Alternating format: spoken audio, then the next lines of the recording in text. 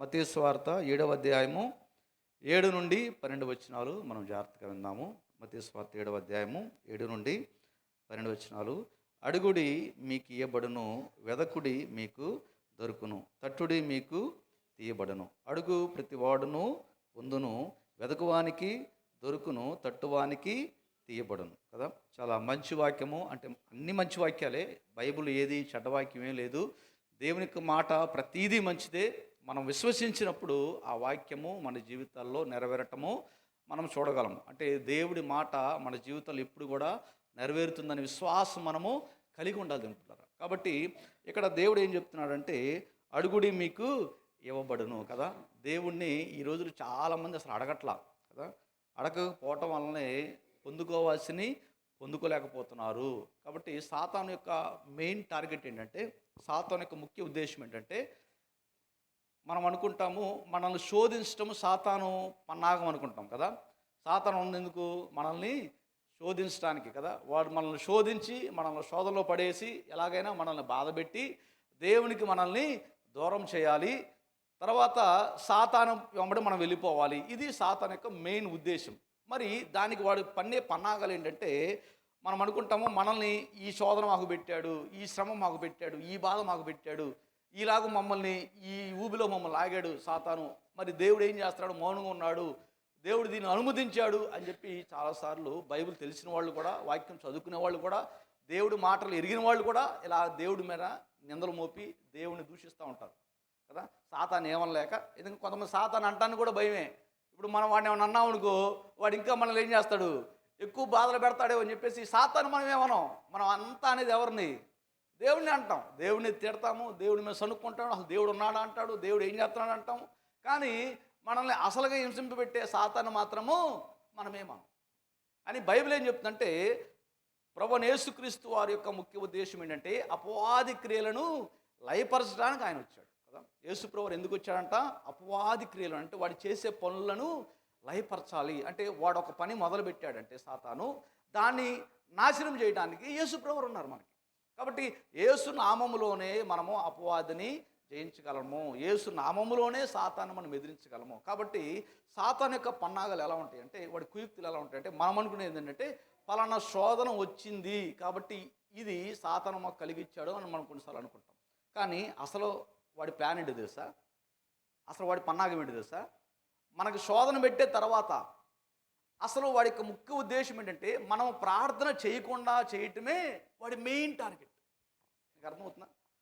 అసలు ప్రభు సన్నిధికి రాకుండా ఆయన దగ్గర మోకాళ్ళు వేయకుండా చేయటమే వాడి పన్నాగం. ఎందుకంటే బైబిల్లో ఫిలిప్పీ పత్రికలో రాయబడింది ఏమని, ప్రతి నాలుక ఆయనను స్తుతించాలి, ప్రతి మోకాలు ఆయన ఎదుట వంగాలి.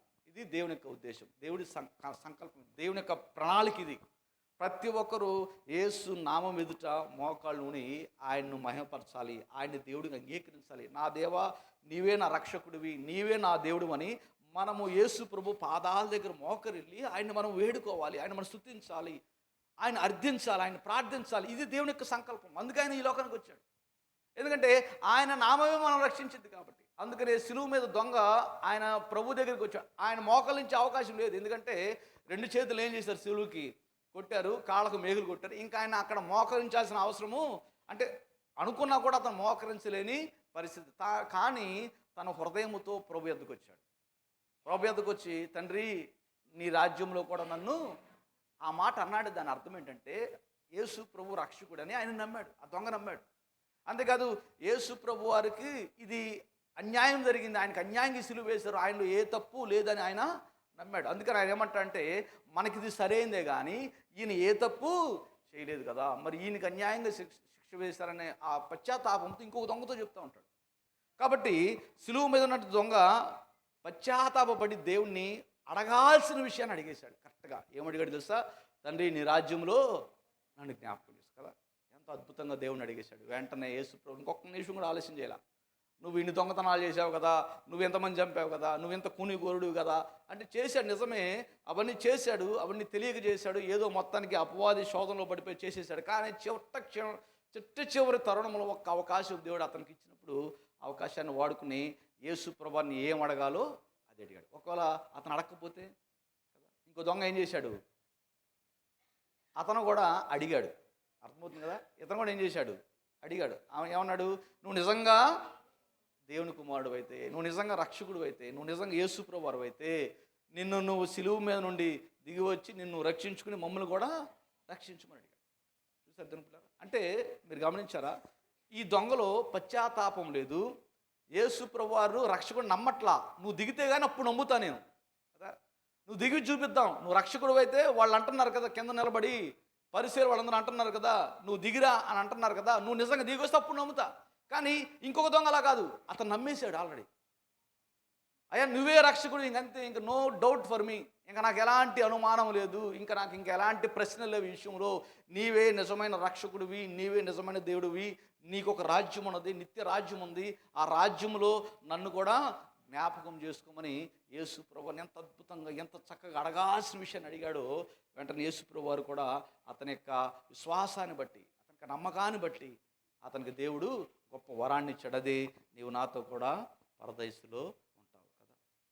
కాబట్టి దేవుని బిడ్డలారా, సాతాను పని ఏంటంటే, అసలు వాడి ఉద్దేశం ఏంటంటే దేవుని అడగకుండా చెయ్యాలి వీళ్ళని, అంటే వీళ్ళని చేత ప్రార్థన చేయించకూడదు.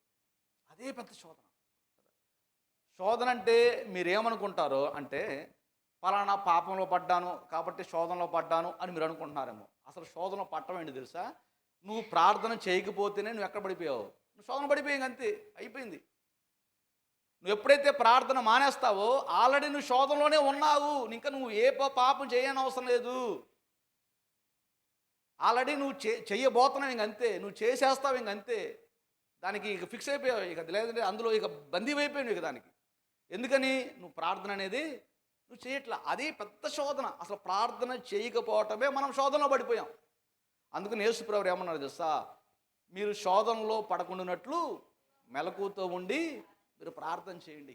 సో నువ్వు ఎప్పుడైతే ప్రార్థన మొదలు పెడతావో అప్పుడే సాతాను ఓడిపోయాడు, అప్పుడే వాడిని ఏం చేసావు, అప్పుడే ఈ శోధన ఎదుర్కొన్నావు అంతే. కాబట్టి శోధనలోకి పెద్ద శోధన ఏంటంటే, మీరేం చెప్తారు కదా, ఒక ప్రశ్న అడిగారు అనుకోండి, శోధనలోకి పెద్ద శోధన ఏంటి, అందరం అనుకుంటాము వ్యభిచారం పెద్ద శోధనమేమో, అమ్మాయి పెద్ద శోధన ఏమో, అబ్బాయి పెద్ద శోధన ఏమో, లేకపోతే డబ్బు పెద్ద శోధన ఏమో, గర్వం పెద్ద శోధన ఏమో, లేకపోతే పలుకుబడి, లేకపోతే ఇంకేదన్నా మన కుటుంబంలో గౌరవ మర్యాదలు పెద్ద శోధన, అవి దొరక్కపోతే అవమానం పెద్ద శోధన ఏమో, ఎవరి చేతన్నా మనం కించబడితే కదా. పోయిన వారం మనం వాక్యం కూడా ధ్యానించుకున్నాం కదా, ఎంతోమంది కొంతమంది ప్రజలు ఏం చేశారు, వేరు చేసి పడేశారు. అట్లా వేరు చేసినప్పుడు మనకేం కలిగిద్ది, బాధ కలిగిద్ది. అలా బాధలో ఉన్నప్పుడు అది శోధనేమో, ఎదుటివారి చేతన అవమానింపబట్టం ఒక పెద్ద శోధన కొంతమంది భావిస్తారు. కానీ అసలు ఇవన్నీ పెద్ద శోధనలు కాదు, ఇవి శోధనలే, కానీ ఇవి పెద్ద శోధనలు కాదు. మరి పెద్ద శోధన అంటే ఇది, నువ్వు ప్రభు సన్నిధిలో ప్రార్థన చేయకుండా ఉండటమే అతి పెద్ద శోధన. ఎప్పుడైతే ప్రార్థన మానేస్తావో అప్పుడే పెద్ద ఊబిలో చిక్కుకుపోయినట్టే. కాబట్టి దేవుని ఖచ్చితంగా ప్రతి ఒక్క వ్యక్తి, ప్రతి ఒక్క విశ్వాసి, ముఖ్యంగా యేసు ప్రభువును నమ్ముకున్న వాళ్ళందరూ కూడా చేయాల్సిన పని ఇదే, ప్రభు సన్నిధిలో మోకరించి ప్రార్థన చేయాలి. కాబట్టి సాతాను చేసే పని ఏంటంటే వీళ్ళ చేత ఎట్టగైనా ప్రార్థన చేయించుకోవడం. కానీ వాక్యం వింటాం, వాక్యం వినిస్తాడు అవసరమైతే. కొంతమంది శ్రద్ధగా వాక్యం కూడా వింటారు, కానీ విని దాన్ని పాటించే శక్తి వారికి ఉండదు. అర్థమైంది, వాక్యం ఉన్నప్పుడల్లా అబ్బా దేవుడు మాట్లాడాడు నాతో అనుకుంటారు, అబ్బా ఈరోజు నా గుండెని తాకాడు, అబ్బా ఈరోజు దేవుడు నాతో స్పష్టంగా మాట్లాడాడు, నేరుగా మాట్లాడాడు, సూటిగా మాట్లాడాడు, ఇలా సాక్ష్యాలు చెప్తాం. ఇంటి ఎలంగానే ఏమైపోయింది, మొత్తం అయిపోయింది. ఎందుకని, విత్తబడిన వాక్యాన్ని అపవాది త్రోవలో ఉండగానే ఎత్తుకెళ్ళిపోయేలా ఎవరు చేశారు, మనమే చేసాం. ఎందుకంటే అంత బలహీనంగా ఉన్నాం మనం. దుష్టుడు మనలో ఉన్న వాక్యాన్ని ఎత్తుకుని వెళ్ళిపోతుంటే మనం దాన్ని ఆపలేకపోతున్నాము కదా. దుష్టుడు మన హృదయంలో ఉన్న దేవుని యొక్క వాక్యాన్ని దొంగిలిస్తుంటే మనం వాడిని అడ్డుకోలేకపోతున్నాం. కారణం ఏంటంటే మనము ప్రార్థన చెయ్యకపోవటమే. కాబట్టి శోధనలోకి పెద్ద శోధన ఏంటంటే మనము ప్రార్థన చెయ్యకపోవటమే అసలు పెద్ద శోధన. అందులో పడైతే చాలు సాధారణ మనల్ని, ఇంకా తర్వాత మెల్లగా అన్నీ అయ్యే వస్తాయి, జరుగుతుంటాం అన్నిట్లో. కాబట్టి అందుకనే యేసు ప్రభువు ఏం చెప్పాడంటే, అడుగుడి మీకు. అందుకు దేవుణ్ణి మనం అడగాలి, చాలా ఇంపార్టెంట్, దేవుణ్ణి మనం అడగాలి. మరి నేను ఇంకో కీర్తన కూడా చదివించారు, 139వ కీర్తన. అందులో మరి పాస్టర్ గారు, మాట నాలుకకు రాకమునిపే దేవుడికి తెలుసు కదా, ఇంకా మనం ఆయన అడగాల్సిన అవసరము ఏముంది అని కీర్తనలో దావీదు భక్తుడు చెప్పాడు కదా అని మీరు అడగచ్చు. ఇంకా మనం ప్రార్థన చేయాల్సిన అవసరం ఏముంది? దేవుని బిడ్డలారా, దావీదు ఉద్దేశం ఏంటంటే, మాట నా నాలుకకు రాక మునిపే నా దేవుడికి అన్నీ తెలుసు అంటే, నేను కోరుకునే ప్రతి కోరిక దేవుడికి తెలుసు. దాని అర్థము ప్రార్థన చేయాల్సిన అవసరం లేదని కాదు. ఆ మాట చెప్పిన ఆయనే దినమున ఎన్నిసార్లు ప్రార్థన చేసేవాడంట దావీదు? 7 మార్లు ప్రార్థన చేసేవాడంట. చూడండి, అంటే దావీదు తెలుసు, నేను ప్రార్థన చేసే ముందే దేవుడికి నా నోటమ్మట ఏ మాటలు వస్తాయో దేవుడికి ముందుగానే తెలుసు అని చెప్పిన ఆ దావీదు ఏం చేశాడు? మరలా రోజుకి 7 మార్లు ప్రార్థన చేశాడు కదా. ఎంత ఓర్పు కదా, ఎంత గొప్ప మనసు కదా. బొమ్ము ఇలాంటి ప్రార్థనలు అందరూ చేయలేరు కదా. రోజుకి 3 సార్లు ప్రార్థన చేసే దానియేలు ఉన్నాడు కదా. రోజుకి మరి మనం సమాజంలో చూస్తుంటే 5 సార్లు ప్రార్థన చేస్తే అన్ని మత విశ్వాసులు కూడా ఉన్నారు. కానీ దావీదు చూస్తే రోజుకి 7 మార్లు ప్రార్థన చేస్తాడు కదా. ఎందుకంటే దావీదు ఒక సత్యం తెలుసుకున్నాడు. అన్నిటికంటే బలమైనది ఏందయ్యా అంటే ప్రార్థన. ఆ ప్రార్థన శక్తి నాకుంటేనే దేవుని కొరకు నేను పని చేయగలను. అర్థమవుతుందండి దేవుని బిడ్డలారా? బ్రతకటానికి ప్రార్థన చేయాల్సిన, నువ్వు బ్రతకాలి అనుకుంటే నువ్వు ప్రార్థన చేయవసరంలా. నీకు అర్థమవుతుందని చెప్పేది. నేను ఈ లోకంలో బ్రతకాలి, దేవుడు నాకు ఇచ్చిన ఆయుష్ కాలం ఉన్నంత వరకు నేను బ్రతకాలి అనుకుంటే, అలా బ్రతకాలనుకునే వాళ్ళకి ప్రార్థన అవసరం లేదు. చూడండి, ఈ పక్కన చూడండి, ఈ కుడి పక్కన చూడండి, ఎడమ పక్కన చూడండి, వెనకాల చూడండి, అటు ముందు చూడండి, ఈ పక్కన బెల్లంకొండ చూడండి, అందరూ ఎవరు ప్రార్థన చేయట్లా? ప్రార్థన చేస్తున్నారా? మరి బాగానే బతుకుతున్నారుగా. బ్రతకడం కొరకు ప్రార్థన చేయాల్సిన అవసరం లేదు. మరి ప్రార్థన ఎందుకంటే దేవుని పక్షాన బ్రతకటం కొరకు మనం ఏం చేయాలి? That is very very important. లోకం కోసం బ్రతకడానికి ప్రార్థన అవసరం లేదు. నీ కోసం బ్రతకడానికి ప్రార్థన అవసరం లేదు. నీ ఇంటి వారి కోసం బ్రతకడానికి ప్రార్థన అవసరం లేదు. మరి ప్రార్థన ఎందుకంటే నేను దేవుని తరపున, దేవుని పక్షాన నిలబడి బ్రతకాలంటే కనుక ఖచ్చితంగా నాకేం కావాలి? ప్రార్థన నాకు అవసరం. అందుకని ఆదికాండములు గమనిస్తే దేవుని పిల్లరా, భూమి మీద ఉన్న సకల జనులు ఏం చేశారంట? దేవుని హృదయానికి ఆయాసం కలిగించారంట, దేవునికి బాధ కలిగించారంట. కానీ ఒకే వ్యక్తి మాత్రం ఏం చేశారంట? నోవహు అని ఆయన మాత్రము దేవుని ఎదుట నీతిమంతుడిగా బ్రతికాడు కదా. ఎంత కష్టమో కదా. మన అందరం ఏంటంటే, అందరూ ఏ దారిలోకి వెళ్తే మనం కూడా ఆ దారిలోకి వెళ్తాం. అందరూ గోదావరిలోకి దూకితే మనం కూడా గోదావరిలోకి దూకుతాం కదా.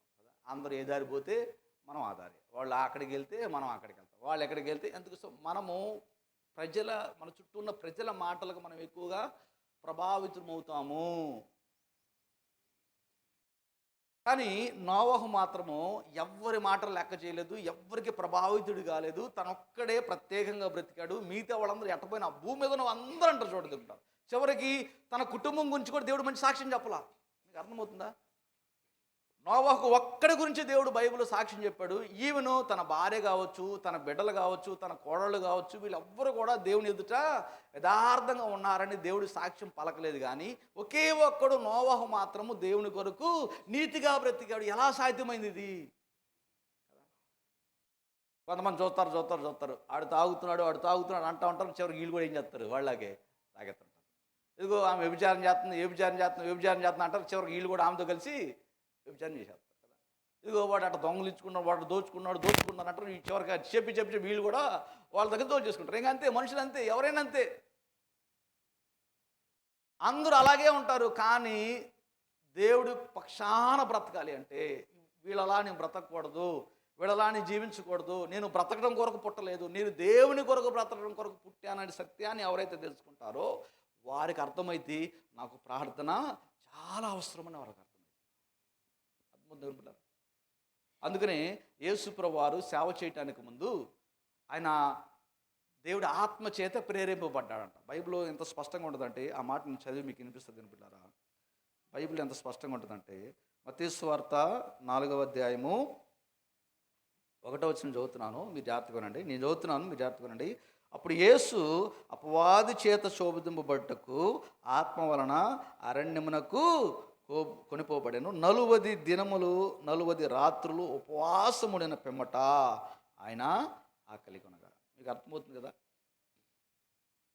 ఎందుకు యేసు ప్రభువారు 40 దినాలు ఉపవాసం ఉన్నారు. ఈ సత్యం మనకు తెలియాలి. చాలామంది ఊరక 40 దినాలు 40 ఉపవాసాలు ఉంటారు. అంటే ఉపవాసం ఉంటూ తప్పని చెప్పట్ల, మంచిదే, కానీ దాని అర్థం తెలియాలి మనకి.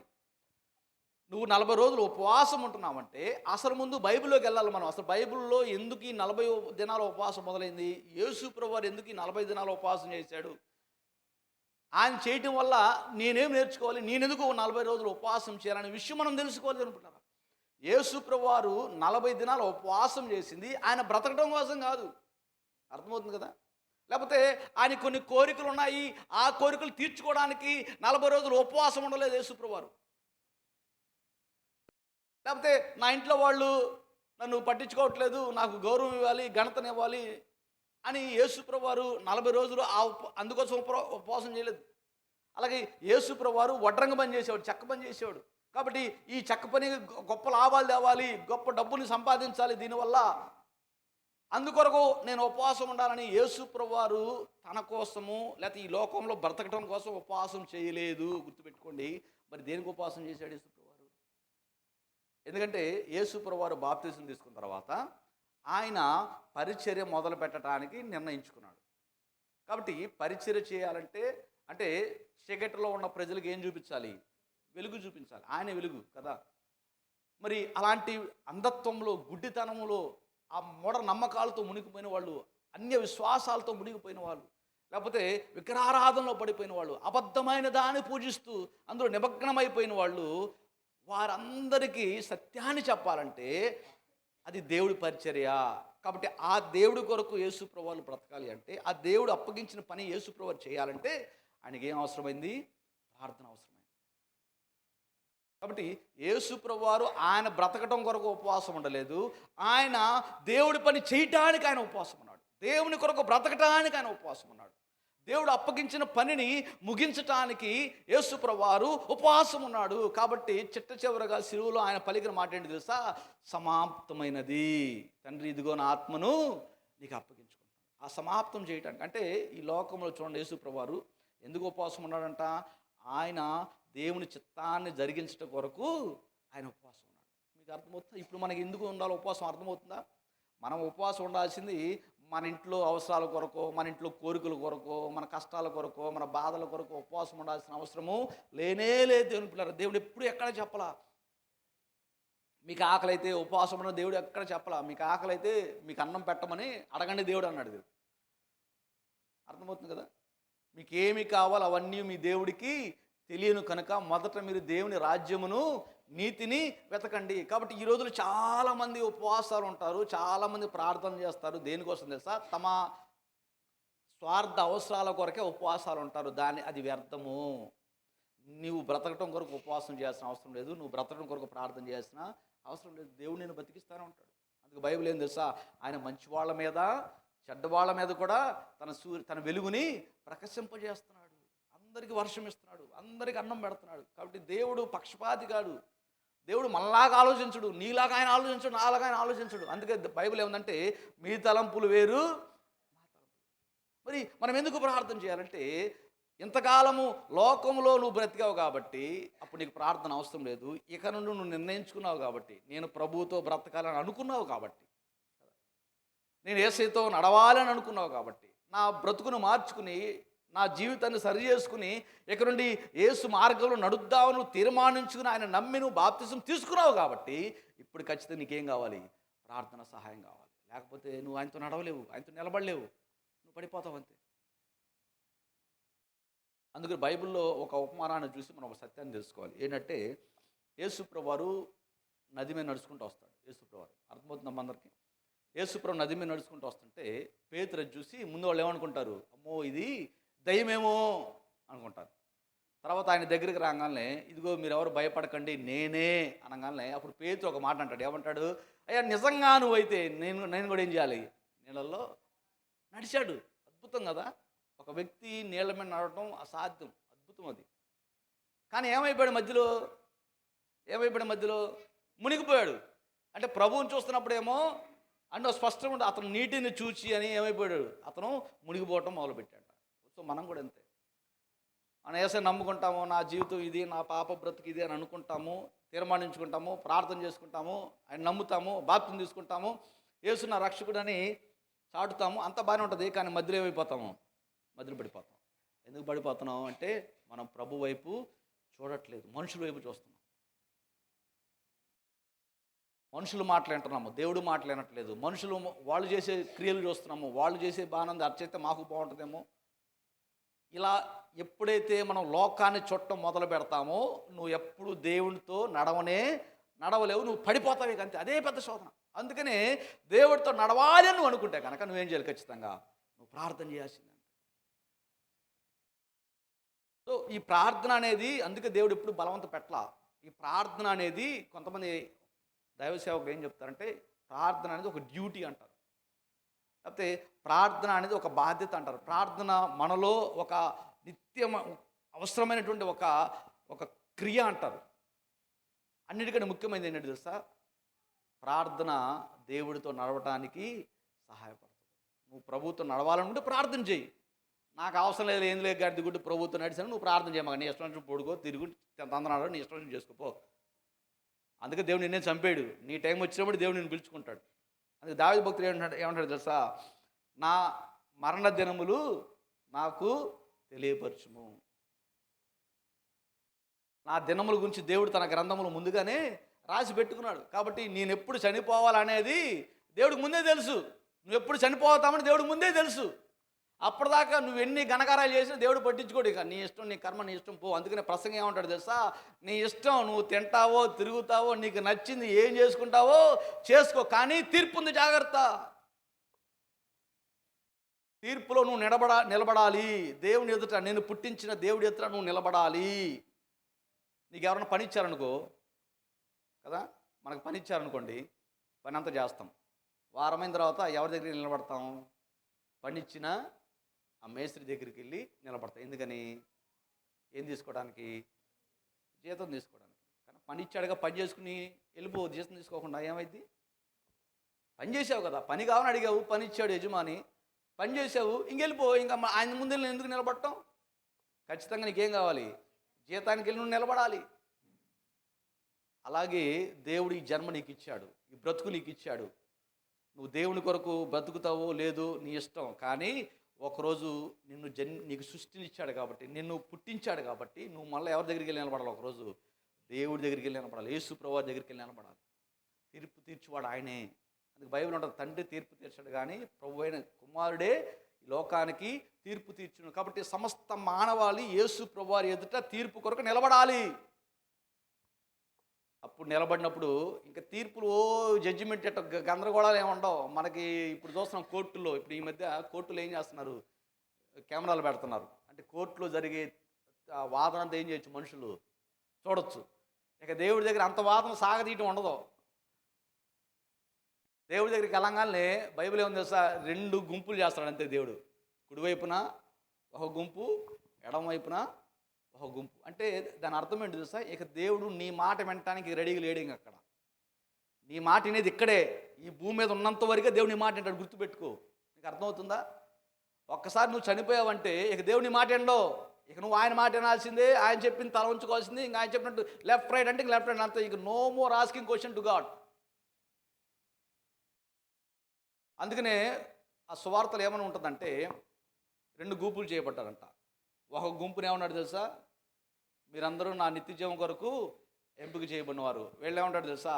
అక్రమం చేయవాల, వీరందరూ నిత్య నాశనానికి, నిత్య వేదనకు, ఏడుపుకు వీళ్ళు పాత్రులు. ఇంకంతే, ఒకటే జడ్జిమెంట్ అయిపోయింది. ముందు దేవదూతలు చేర్చడం, ఒకళ్ళేమో కుడివైపు చేర్చడం, ఇంకొకళ్ళని ఎడమవైపు చేర్చడం. ఇంక వీళ్ళందరూ తోయటమే ఇంకా నరకంలోకి, అంతే. ఇంకా అక్కడికి వెళ్ళి ఆ టైంలో అయ్యా ఇదిగో మేము ఇన్ని చేసాం కదా, అన్నీ చేసామంటే నువ్వెవరో నాతో నోరు పో, ఇంకంతే. No more arguing with God, no more discussion with God, no more argument with God. ఇంకంతే. దేవునితో వాదన పెట్టుకోవటం, ఆయన ప్రశ్నించడం, ఆయన క్వశ్చన్ చేయటం, ఇంకా ఒక్కసారి చనిపోయిన తర్వాత ఏది ఉండదు. దేవుని బిడ్డలారా, ఆయన ఏం చెప్తే ఇక అట్ట మనకు అవ్వాల్సింది ఇంకంతే. అందుకనే దేవుని బిడ్డలారా, మనము బ్రతకుండా ఇప్పుడు మనం దేవునితో మాట్లాడాలి. ఇప్పుడు దేవుడు మనకు అవకాశం ఇచ్చాడు. ఇప్పుడు నువ్వు దేవుడితో వాదించవచ్చు, గొడవపడవచ్చు, ఆయన క్వశ్చన్ చేయొచ్చు. అందుకే యోబు క్వశ్చన్ చేశాడు దేవుణ్ణి. యోబు క్వశ్చన్ చేస్తే దేవుడు యోబుతో కొన్ని ప్రశ్నలు వేశాడు. అద్భుతం. అసలు నువ్వు ఒక జుట్టుని, ఒక వెంట్రుగా నువ్వేం చేయగలవు? తెల్లగానే చేయగలవా, నల్లగానే చేయగలవా, నీ వల్ల ఇద్దా అని దేవుడు అతను మళ్ళీ తిరుగు ప్రశ్నలు వేశాడు. అంటే చూడండి, ఒక మనిషి దేవుడు ఏం చేయగలుగుతున్నాడు? ప్రశ్నించగలుగుతున్నాడు. ఒక మనిషి దేవుడి కార్యాలని అడగగలుగుతున్నాడు. దేవుడు దాన్ని అంగీకరించాడు. తప్పడేం చెప్పలా. అతను చెప్పేవన్నీ విన్నాడు.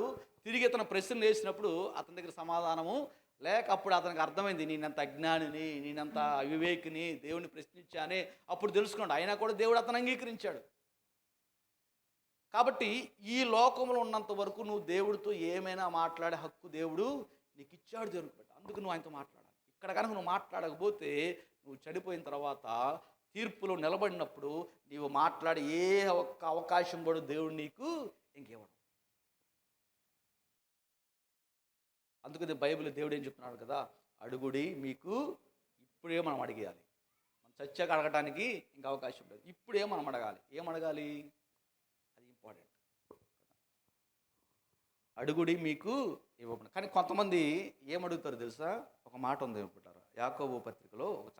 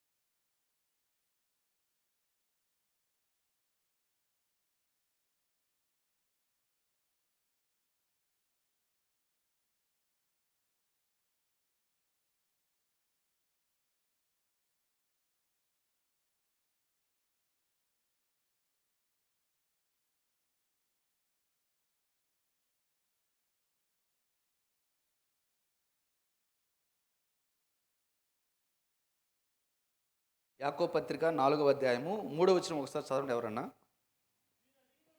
మీరు అడిగినను మీ భోగముల నిమిత్తము వినియోగించుటకై దురుద్దేశముతో అడుగుదురు గనక మీకేమియో.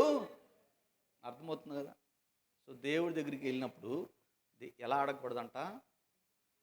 ఎలా అడగకూడదు చెప్పండమ్మా, కాస్త నోరులు ఇప్పండి అప్పుడప్పుడు. ఎలా అడగకూడదంట దేవుడి దగ్గర? దురుద్దేశాలతో అడగకూడదు, దురుద్దేశం పెట్టుకోకూడదు కదా.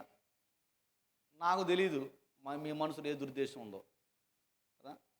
వాసమ్మ తెలీదు నా మనసులో ఏ దురుద్దేశం ఉందో. నాకు తెలీదు ఆమె మనసులో ఏ దురుద్దేశం ఉందో. నీ బిడ్డలకు తెలీదు నీ మనసులో ఏం దురుద్దేశం ఉందో. నీకు తెలీదు నీ బిడ్డల మనసులో ఏం దురుద్దేశం ఉందో కదా. కొంతమంది అబ్బో బల ప్రేమ చూపిస్తారు, ఏంది ఇంత ప్రేమ అనుకుంటాం, కానీ దాని వెనకాల ఏదో ఒకటి ఉంటుంది కదా. ఎందుకు ఈరోజు తల్లిదండ్రులు ఒక చిన్న ప్రశ్న మనం ప్రశ్నించుకోవాలి. ఏంది మన బిడ్డలు తయారైపోయారు, మన మన మన సమాజం మీద టైప్ అని మనం ఒకసారి ప్రశ్నించుకోవాలి. ఏంటంటే ధైర్యంగా ఏ తల్లిదండ్రి అయినా తనకున్న ఆస్తిని బతికుండగానే బిడ్డల పేరు మీద ధైర్యంగా పెట్టగలరా ఏ తండ్రి అయినా? ఎందుకు పెట్టలేకపోతున్నారు ఈరోజు? ఖచ్చితంగా మనకు తెలిసి వాళ్ళు మనల్ని చూడరు. నమ్మకం లేదు, ధైర్యం లేదు, ఎవరు బెటరు నమ్మకం లేదు.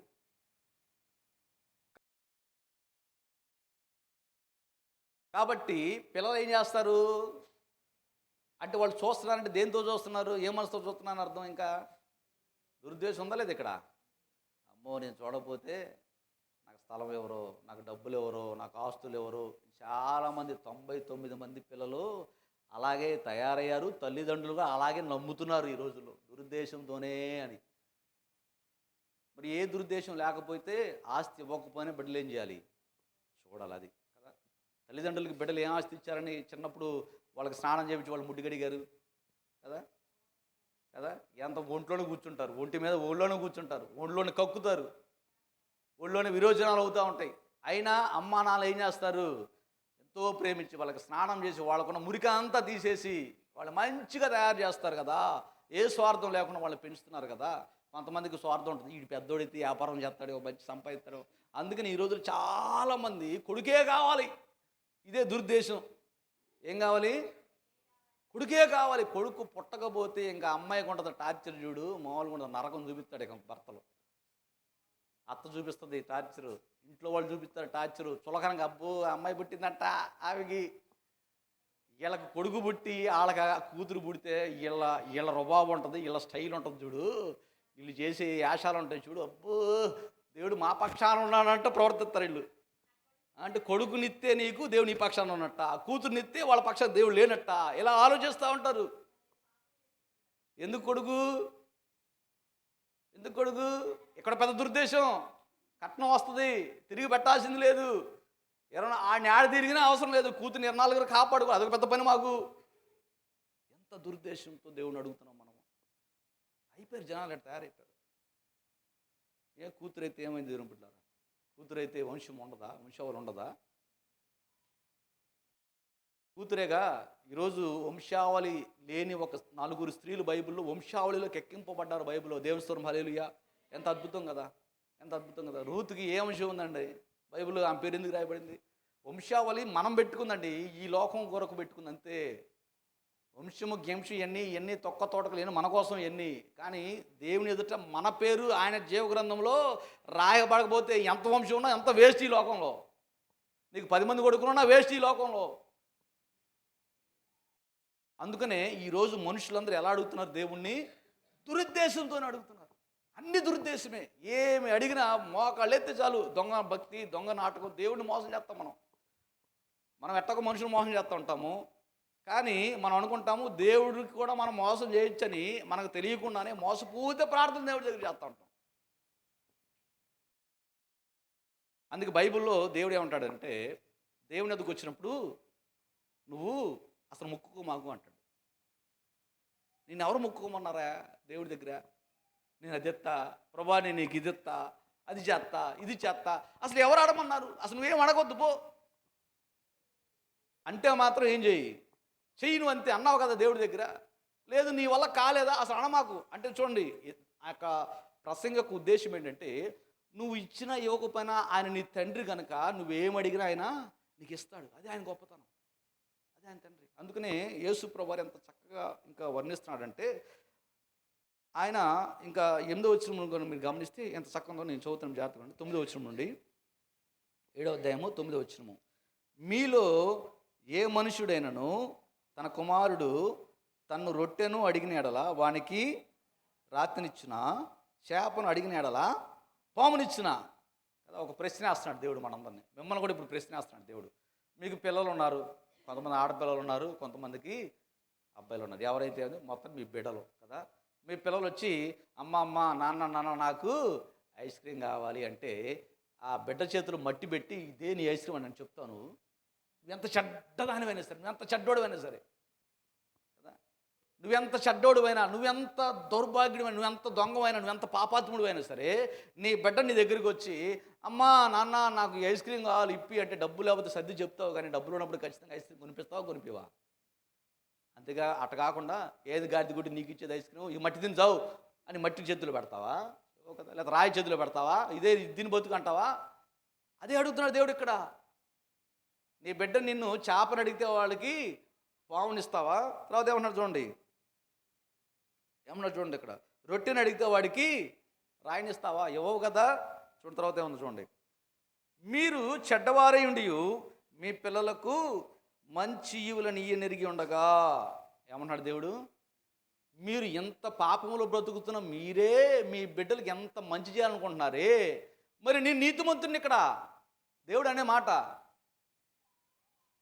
ఒక దొంగ, ఒక వ్యభిచారి, ఒక పాపం చేసేవాడు, ఒక మోసాలు చేసేవాడే తన బిడ్డను ఎంతో ప్రేమగా చూసుకోవాలనుకుంటుంటే, మరి నేను ఇంకెట్టంటోండి, నేను నీతిమంతుని, నాలో పాపమే లేదు, నాలో అపవిత్రత లేదు, నాలో దోషం లేదు, నాలో పక్షపాతం లేదు, నేను పరిశుద్ధుని, నేను యథార్థపరుణ్ణి, నేను నీతిమంతుని, నేను న్యాయవంతుని, నేను అందరిని సృజించాను, అందరిని ప్రేమిస్తున్నాను, కాబట్టి నేను ఇంకెంత మంచి చేస్తాను నా బిడ్డలకి అంటే దేవుడు ఒక ప్రశ్న వేస్తున్నాడు. దీని బిడ్డ నీకు అర్థమవుతుందా? కొంతమంది తల్లులు ఏం చేస్తారంటే పాపము, భర్త వదిలేసి ఎవరు పట్టించుకోక ఏమి చేయలేక ఇంక వేరే దారి లేక బలవంతంగానో ఏదో రకంగానో వ్యభిచార వృత్తిలో దిగి బిడ్డలకి అన్నం పెట్టడం కొరకు ఏదో కొన్ని తప్పులు చేస్తూ ఉంటారు. అవి దేవుడి దృష్టిలో పాపమే, పాపాత్మురాలి అయినప్పటికీ ఆమె తన బిడ్డలను ఎంతో ప్రేమిస్తుంది, వాళ్ళ కడుపు నింపడానికి ఏదో ఒకటి చేయాలనుకుంటుంది. అలాంటి ఆమెకే ఆమె బిడ్డల అంత ప్రేమ ఉంటే, ఏ పాపము లేని పరిశుద్ధులైన దేవుడు, నిన్ను కన్న నీ దేవుడు నీ మీద ఇంకెంత ప్రేమ చూపిస్తాడు, నేనెంత మంచిగా చూసుకోవాలని ఆయన కోరుకుంటాడు. ఆలోచించుకో. ఆ విశ్వాసం మనకు లేదు ఈరోజు. మా నాన్న నన్ను చూసుకుంటాడు, నా యేసే నన్ను పాలిస్తాడు, నా యేసే నన్ను పోషిస్తాడు, నా యేసే నన్ను కాపాడుతాడు అని ఒక విశ్వాసము యేసే మీద మనకు లేకపోవటమే కారణం దేవుని పిల్లల. అందుకనే దేవుణ్ణి మనం ఏం అడగాలి తెలుసా? తండ్రి నాకు విశ్వాసం దయచేయి ప్రభు, విశ్వాసం లేని అల్ప విశ్వాసి నేనని నువ్వు ప్రభు దగ్గర వేడుకోవాలి. ఉందా నిజంగా మనకు విశ్వాసం ఉందా? మనకు సరిగ్గా విశ్వాసం లేదు. విశ్వాసం లేదు కాబట్టి ఎవరేం చెప్తే అది అంటాం, ఎవరే తాయితీ కట్టమంటే అది కడతాం, ఎవరే ఇటు వెళ్ళమంటే మనం అటు వెళ్తాం, ఎవరేం చెప్తే ఎందుకు ప్రభు వారు ఉన్నాడు కదా, నీ తండ్రి నీకున్నాడు యేసు ప్రభువారు. ఆయన మోసగాడా? ఆయన ద్రోహ? నేను మోసం చేస్తాడు ఆయన? బైబిల్ ఒక మాట ఉంది, మాట ఇచ్చిన వాడు నమ్మదగినవాడు. మనం ఎన్ని మాట ఇచ్చాము ఎంతమంది దగ్గర?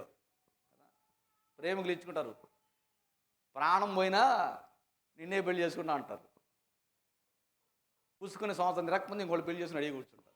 ఇట్లా ఉంటాయి మనుషుల మాటలు, మనుషుల ప్రమాణాలు. చచ్చినా నేను వదిలిపెట్టనని పెళ్లి దగ్గర భలే ప్రమాణాలు చేస్తారు.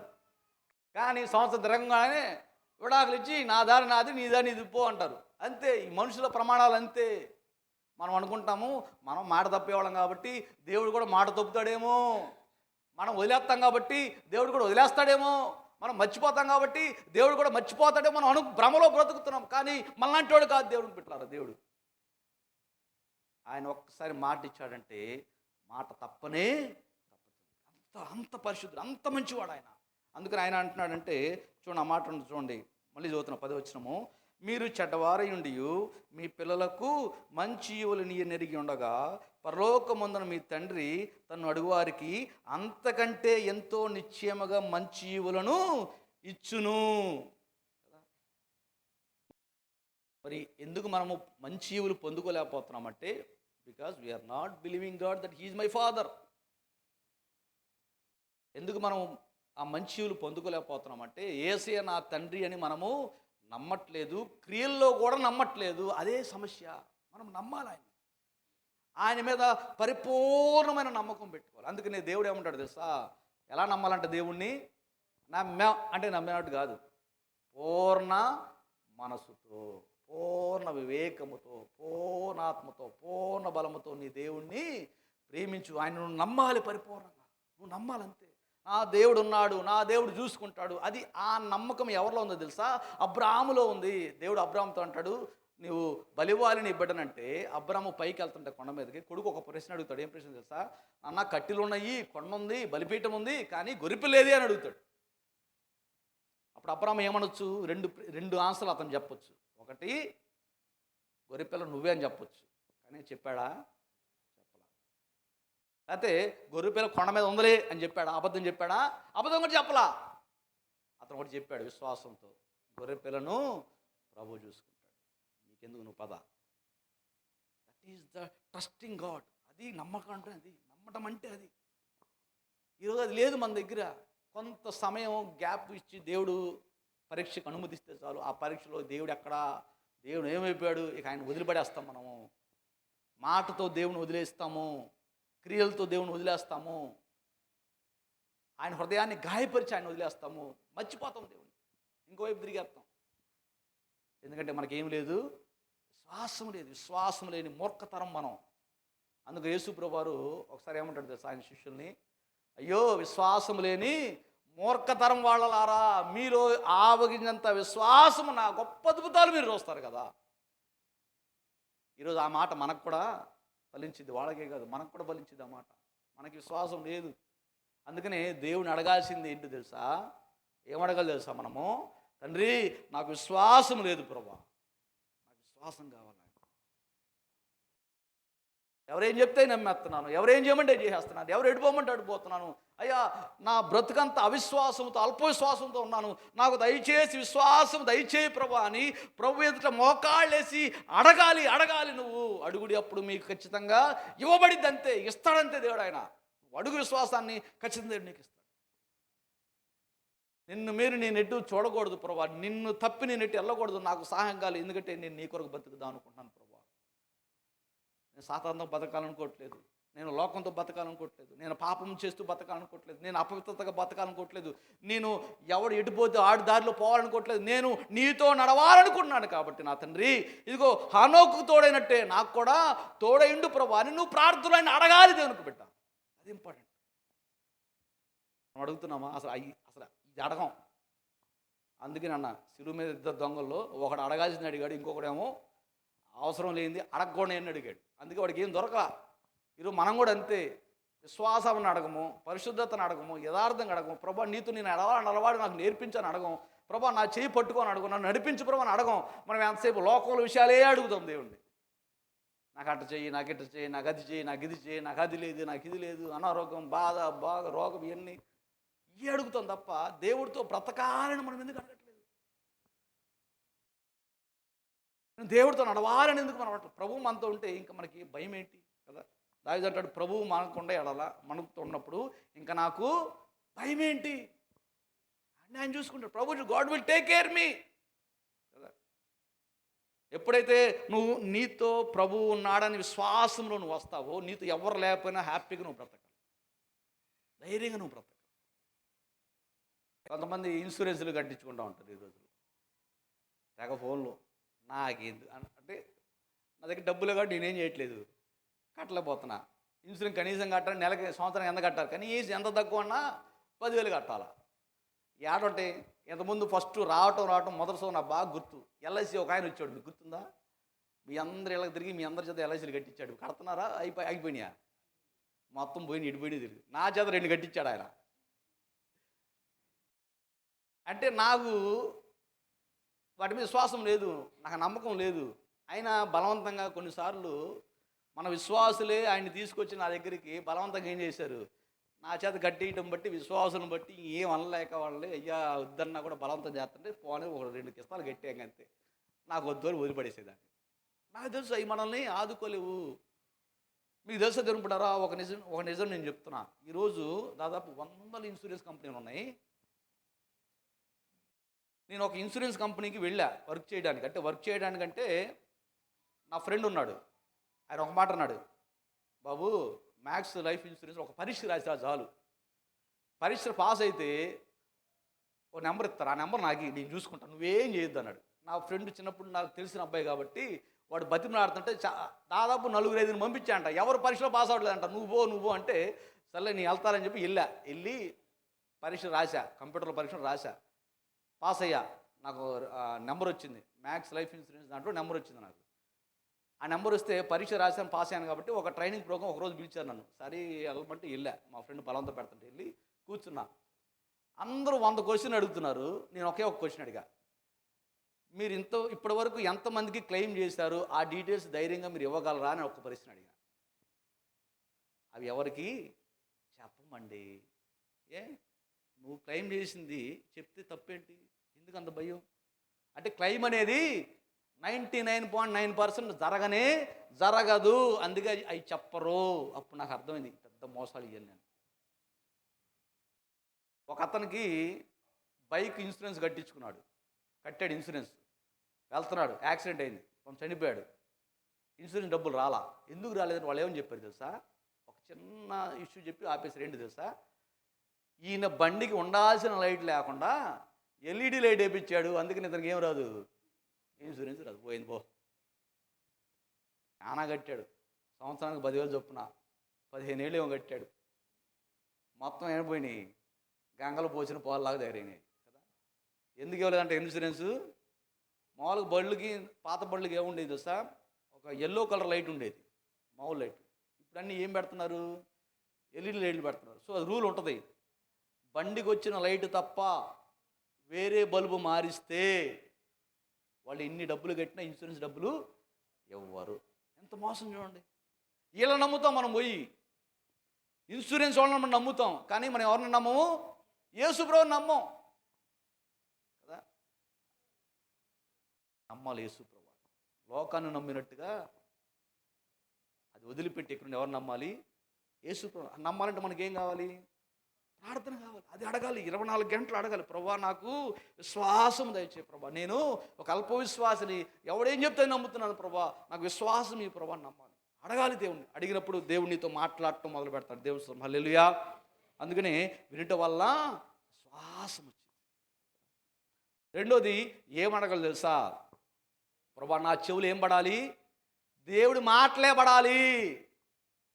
వ్యర్థమైన మాటలు నా చెవులు దాకా దయచేసి రాని మాకు ప్రభువా నువ్వు ప్రార్థన చేయాలి. ఒకసారి ఇట్లాగే నా ఫ్రెండ్ అన్నాను కదా, మా అమ్మ వాళ్ళది పక్క ఇల్లే. వాళ్ళ ఇంట్లో మా ఇంటికి వచ్చి వాళ్ళ అత్తమ్మ చెప్తా ఉండేది, వాళ్ళ ఆయన ఎటు చేశాడు అంటది, వాళ్ళ మామ ఎటు చేశాడు అంటది. మా అమ్మ దగ్గరికి వచ్చి చెవులు ఊత్తా ఉంటుంది. ఒకరోజు నేనున్నా, నేను ఈ గదిలో ఉంటే ఈ పక్క గదిలో నేను వచ్చి నాకు తెలియదు, తెగ ఊతుంటే మాకు అన్ని పక్క గదిలో కూడా బాగా వినపడతాయి. ఒకసారి చెప్పా, ఆ పేరు చెప్పి, అమ్మా ఇట్లాంటి ఎవరికి చెప్పొద్దమ్మా, వద్దమ్మా, ఇలాంటి మంచిది కాదు, తప్పమ్మా. అత్త తప్పు చేస్తే ఎవరికి చెప్పు, ఏసైకిలు చెప్పుకో. నీ కోడలు తప్పు చేస్తే ఏసైకిలు చెప్పు. నీ భర్త తప్పు చేస్తే ఏసైకిలు చెప్పు. పక్కింటి వాళ్ళకి ఎదుటి వాళ్ళకి చెప్పమాకు. నువ్వు మనం వినకూడదు. అలాంటి వాళ్ళు చెప్పే ఆ దరిద్రమైన మాటలు ఇవి కూడా నిందలు మోపే మాటలు మన చెవిలో పడకుండా ఉంటేనే మనకు మంచిది, మనం హాయిగా ఉంటాం. అవి మనల్ని పాడు చేస్తాయి. దుష్టుడు చెప్పే ప్రతి మాట మనం నాశనం చేసేది గుర్తుపెట్టుకో. సాతాను చెప్పే ప్రతి మాట మనం బ్రతుకుల్ని నాశనం చేసేది గుర్తుపెట్టుకో. అందుకని హవ్వ పాపం చేయడానికి కారణం ఏంటి? ఎవరి మాటలు వినింది? సాతాను మాట వినబట్టే కదా మనకి కర్మ, ఈరోజు ఈ దరిద్రం మనకి. అందుకనే దుష్టుడి మాటలు ఎయ్యను వినటానికి లేదు. అందుకనే ప్రభుని ఏమనగా తెలుసా? ప్రభా నా చెవులు నీ మాటలతో నింపబడాలి ప్రభా, నీ మాటలు నేను వినాలి ప్రభా. ఎందుకంటే నీ మాటలు వింటే నాకేమొస్తుంది? శ్వాసం వస్తుంది నాయన. అందుకే దావీదు భక్తుడు ఏమంటాడు తెలుసా? అయ్యా నీ మాటలు నా పాదములకు దీపములు, నా త్రోవలకు అది వెలుగు. నన్ను వెలిగించే నీ మాటలతో నన్ను బ్రతికించు. పనికిమాల మాటలు నా చెవులకి నువ్వు రాని మాకు. కానీ ఈరోజు అంత సమాజం ఏమైపోయిందంట? ఏం చెవులు కలిగిందంట? దురద చెవులు. ఎవరు చూసినా అలాంటివే మనకు కావాలి. నవ్వులు జోకులు, ఎదుటోళ్ళ మీద నిందలు, వాళ్ళు కూతురు ఎట్టయిందంట, వీళ్ళు కొడుకు ఎట్టయ్యాడంట, వాళ్ళ పిల్లడికి ఎట్టయిందంట, వీళ్ళకి ఎట్టయిందంట, అబ్బా అబ్బా ఎదుటోళ్ళ మీద నిందలు వేయటం, దేవుడిని బలి శిక్షించాలంట, ఏ మాటలు మనకి ఎంతసేపు. వాసంతో కూడిన మాటలు మన నోటమ్మట రావు దేవునికి పెట్టారు. అట్లాంటి మాటలు మన చెవిలో కూడా పడవు. ఎవరన్నా చెప్తారంటే చెప్పరు కూడా చెప్పరు. ఎంతసేపటికి చెడు మాటలు చెప్పటమే, ఎంతసేపటికి దుష్టుడి మాటలు చెప్పటమే, ఎంతసేపటికి అపవాది మాటలు చెప్పటమే. అందుకే మనం దేవుడిని అడగాల్సింది ఏంటి తెలుసా? ఆయన నీ మాటలు నేను వినాలి ప్రభా, నీ మాటలే నా చెవిలో పడాలి ప్రభా. నువ్వు ప్రార్థన చేయి. అది ఇప్పటికి మనం రెండు తెలుసుకున్నాం. మొదటిగా దేవుని ఏం అడగాలి? విశ్వాసం గురించి అడగాలి. నాకు విశ్వాసము లేదు ప్రభా. రెండో దేవుని ఏం అడగాలి? ఆయన నా చెవులకి నీ మాటలు వినపడాలి ప్రభా. మూడోది చిట్టచరని చెప్పి ముగిచేస్తాను. మనము దేవుని ఏం అడగాలి చూస్తా? తండ్రి, నా సంభాషణ ఉప్పు వేసినట్లుగా ఎల్లప్పుడూ రుచిగలదిగా ఉండాలి. దేవుని స్తోత్రం, హల్లెలూయా. ఎలా ఉండాలి మన మాటలో? నువ్వు నాలుగు తెలిస్తే ఎలా ఉండాలి నీ మాట? మంచి రుచిగా ఉండాలి కదా. నాలుగు తెలిస్తే ఈరోజు ఎట్టుంటుంది? పెంట అందులో నోట్టుకొని బయటకు వస్తుంది కదా. మా పాస్టర్ గారు ఒకసారి ఇట్లాగే మేము కూర్చున్నాం, అందరం కుర్చీలో కూర్చున్నాం, నలుగురు కూర్చున్నాం ఆయన చుట్టూ. ఒరే, పెంట ఎక్కడ వస్తుందో చెప్పంటారా అన్నాడు. ఏది పాస్టర్ గారు, పెంట ఏది కొత్తగా కడుతున్నా, కింద వస్తుంది, ఇంకెక్కడ వస్తున్నాడు అన్నాడు. కింద కదా పిచ్చోడు, ఆ పెంట ఎక్కడ ఉండదు తెలుసా? పైనుండి వచ్చిందిరా, అదే అసలైన పెంట. కింద పెంటతో ఏ ప్రమాదం లేదు. ఇది నేను అనటం కదా, యేసయ్య చెప్పాడు. యేసయ్య కాకపోతే కొంచెం గౌరవంగా మర్యాదగా చెప్పాడు. ఏం చెప్పాడు తెలుసా? మనిషి లోపల నుండి బయటకు వచ్చేది మనుషుల్ని అపవిత్రం చేయదు. అది బహుభూములు ఎడవబడి అది ఇంకా అక్కడితో అయిపోయింది. కానీ మనిషి లోపల నుండి వస్తుంది, అది మనుషులు ఏం చేస్తుంది? పాడు చేస్తుంది కదా. బయట నుండి మనం తింటాం కదా, అది మన మనుషులకు ఏం చేయదంట. అది తింటాం, బయట నుండి వచ్చేది తింటాము, అది అరిగిద్ది, మళ్ళీ ఏమైపోద్ది? పెంటలా మారిద్ది, భూమిలోకి వెళ్ళిపోయింది, ఇంకంతే. అది మనకి ఏ హాని. కానీ హాని చేసేది ఏంటి? లోపల ఉండే. అందుకే యేసుప్రభు తెలుసా? నీ హృదయంలో నిండి దాన్ని బట్టి నీ నోరు మాటలాడును. నీ హృదయంలో చెత్త నిండితే, నీ హృదయంలో పెంట నిండితే నీ నోరు కూడా ఎలా ఉంటుంది? పెంటగానే ఉంటుంది. ఏం చేస్తాము? ఇలాంటి పెంటోళ్ళ కోసం ఎవరు వచ్చారు? యేసుప్రభు వచ్చాడు కదా. అలాంటి పెంటలాంటి వాడి కొరకు, మళ్ళాంటి పెంటలాంటి వాళ్ళ కొరకు యేసుప్రభు వారు ఈ లోకానికి వచ్చి పెంట బ్రతుకులైన మనల్ని మార్చి మనల్ని పరిశుద్ధపరచడానికి యేసుప్రభు వచ్చారు. అందుకే దావీదు భక్తుడు అంటాడు ఏంటంటే, ఆయన ఇదిగో పెంట కుప్ప మీద నుండి నువ్వు పేదలను పైకెత్తువాడు. మన నాలుగు తెరిస్తే ఎలా ఉండాలంట? మన నాలుక, మన సంభాషణ, మన మాట ఎలా ఉండాలంట? ఆ మాట ఒకసారి చదువుకుని ముగిచ్చేసుకుందామా? దయచేసి చూడండి.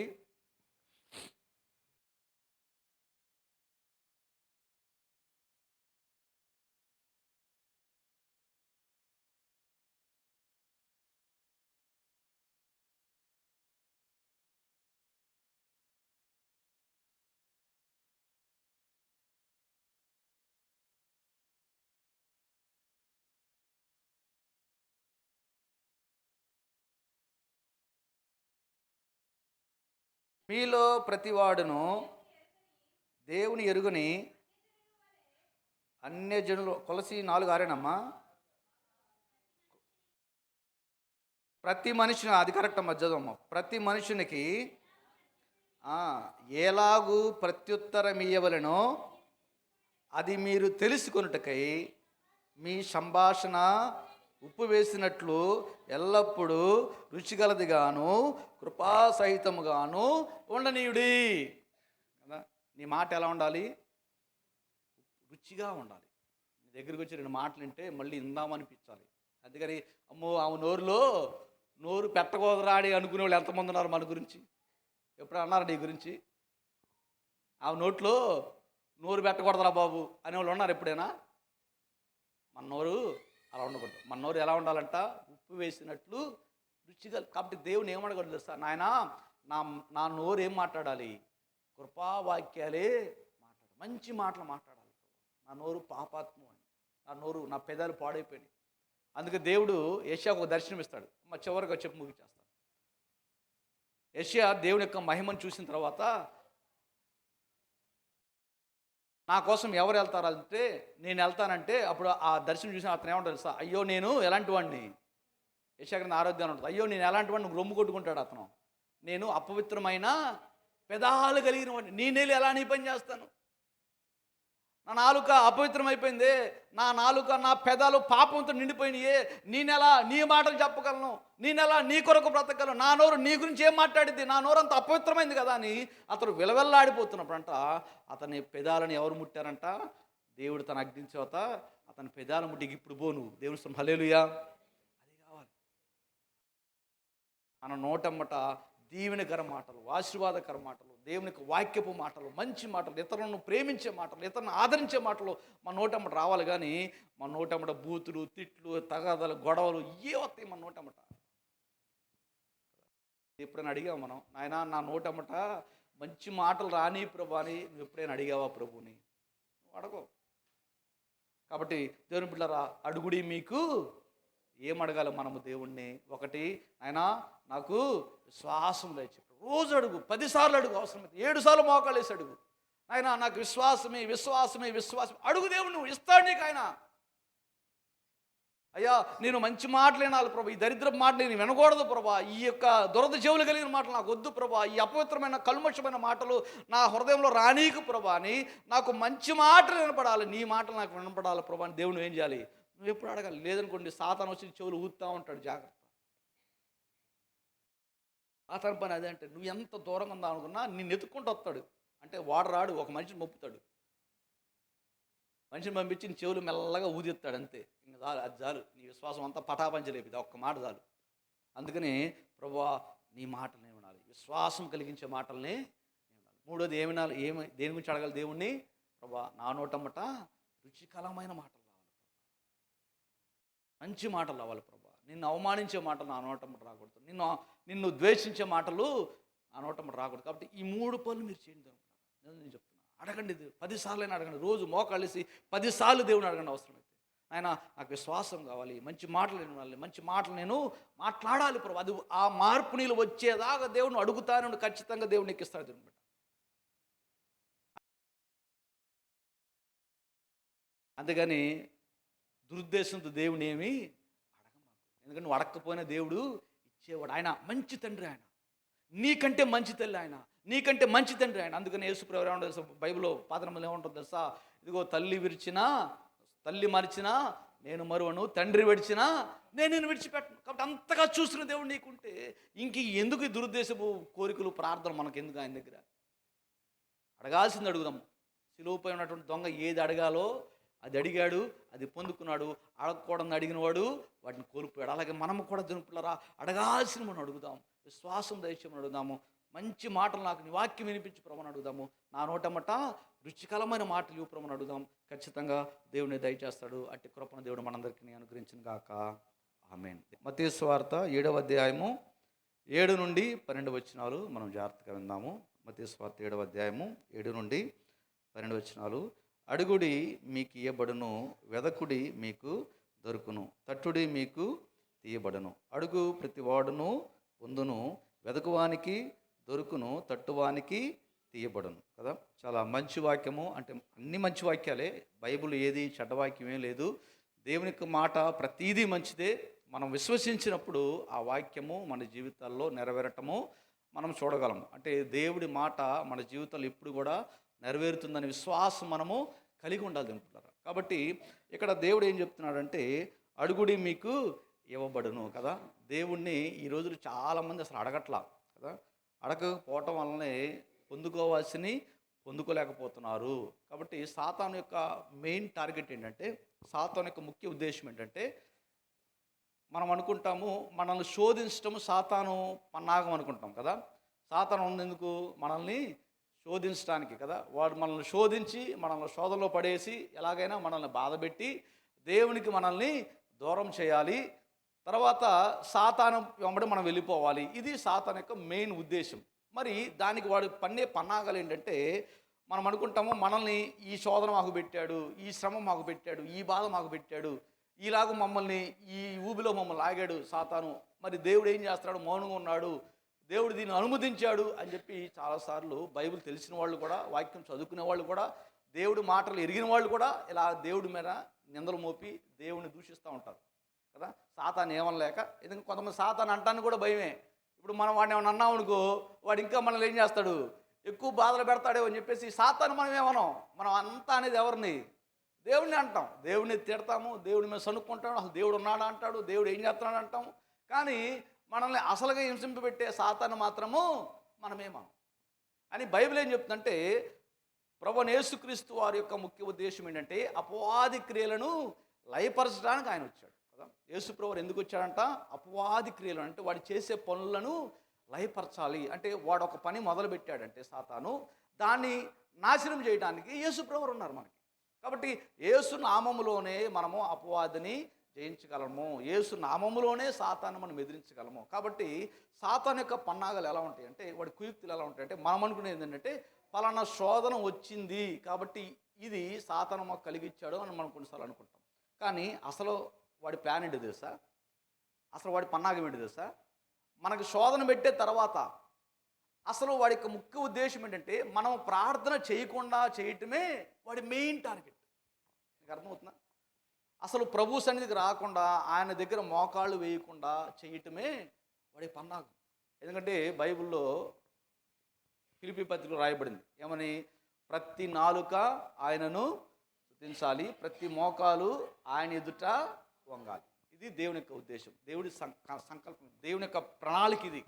ప్రతి ఒక్కరూ యేసు నామం ఎదుట మోకాళ్ళు ఊని ఆయన్ను మహిమపరచాలి, ఆయన్ని దేవుడిని అంగీకరించాలి. నా దేవా నీవే నా రక్షకుడివి, నీవే నా దేవుడు అని మనము యేసు ప్రభు పాదాల దగ్గర మోకరిల్లి ఆయన్ని మనం వేడుకోవాలి, ఆయన మనం స్తుతించాలి, ఆయన అర్థించాలి, ఆయన ప్రార్థించాలి. ఇది దేవుని యొక్క సంకల్పం. అందుకే ఆయన ఈ లోకానికి వచ్చాడు.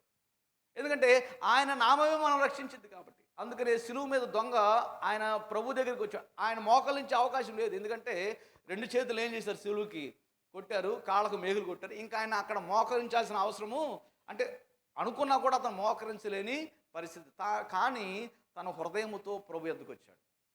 ప్రభు ఎద్దుకు వచ్చి, తండ్రి నీ రాజ్యంలో కూడా నన్ను, ఆ మాట అన్నాడు. దాని అర్థం ఏంటంటే యేసు ప్రభు రక్షకుడని ఆయన నమ్మాడు, ఆ దొంగ నమ్మాడు. అంతేకాదు యేసు ప్రభు వారికి ఇది అన్యాయం జరిగింది, ఆయనకు అన్యాయంగా సిలువ వేశారు, ఆయనలో ఏ తప్పు లేదని ఆయన నమ్మాడు. అందుకని ఆయన ఏమంటాడంటే మనకిది సరైందే కానీ ఈయన ఏ తప్పు చేయలేదు కదా, మరి ఈయనకి అన్యాయంగా శిక్ష వేశారనే ఆ పశ్చాత్తాపంతో ఇంకొక దొంగతో చెప్తూ ఉంటాడు. కాబట్టి సిలువ మీద ఉన్నట్టు దొంగ పశ్చాత్తాపడి దేవుణ్ణి అడగాల్సిన విషయాన్ని అడిగేశాడు. కరెక్ట్గా ఏమడిగాడు తెలుసా, తండ్రి నీ రాజ్యంలో నన్ను జ్ఞాపకం చేసు కదా. ఎంతో అద్భుతంగా దేవుణ్ణి అడిగేశాడు. వెంటనే యేసు ప్రభు ఇంకొక నిమిషం కూడా ఆలస్యం చేయాల, నువ్వు ఇన్ని దొంగతనాలు చేసావు కదా, నువ్వు ఎంతమంది చంపావు కదా, నువ్వు ఎంత కూనిగోరుడు కదా అంటే చేశాడు. నిజమే, అవన్నీ చేశాడు, అవన్నీ తెలియక చేశాడు. ఏదో మొత్తానికి అపవాది శోధనలో పడిపోయి చేసేసాడు. కానీ చిట్ట చివరి తరుణంలో ఒక్క అవకాశం దేవుడు అతనికి ఇచ్చినప్పుడు అవకాశాన్ని వాడుకుని యేసు ప్రభువుని ఏం అడగాలో అది అడిగాడు. ఒకవేళ అతను అడగకపోతే ఇంకో దొంగ ఏం చేశాడు, అతను కూడా అడిగాడు. అర్థమవుతుంది కదా, ఇతను కూడా ఏం చేశాడు, అడిగాడు. ఏమన్నాడు, నువ్వు నిజంగా దేవుని కుమారుడు అయితే, నువ్వు నిజంగా రక్షకుడు అయితే, నువ్వు నిజంగా యేసు ప్రభువు అయితే నువ్వు సిలువు మీద నుండి దిగి వచ్చి నిన్ను రక్షించుకుని మమ్మల్ని కూడా రక్షించమని అడిగాడు. చూసారు దినపిల్లారా? అంటే మీరు గమనించారా, ఈ దొంగలో పశ్చాత్తాపం లేదు. యేసు ప్రభువారు రక్షకుడు నమ్మట్లా, నువ్వు దిగితే కానీ అప్పుడు నమ్ముతా నేను కదా, నువ్వు దిగి చూపిద్దాం, నువ్వు రక్షకుడు అయితే వాళ్ళు అంటున్నారు కదా, కింద నిలబడి పరిశీలి వాళ్ళందరూ అంటున్నారు కదా, నువ్వు దిగిరా అని అంటున్నారు కదా, నువ్వు నిజంగా దిగి వస్తే అప్పుడు నమ్ముతా. కానీ ఇంకొక దొంగ అలా కాదు, అతను నమ్మేశాడు ఆల్రెడీ.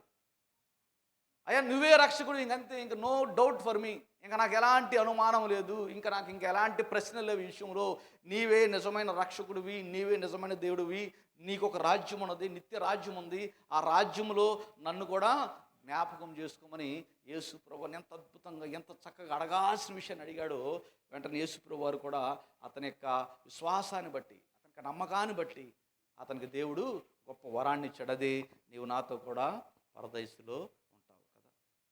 కాబట్టి దేవుని బిడ్డలారా, సాతాను పని ఏంటంటే, అసలు వాడి ఉద్దేశం ఏంటంటే దేవుని అడగకుండా చెయ్యాలి వీళ్ళని, అంటే వీళ్ళని చేత ప్రార్థన చేయించకూడదు. అదే పెద్ద శోధన.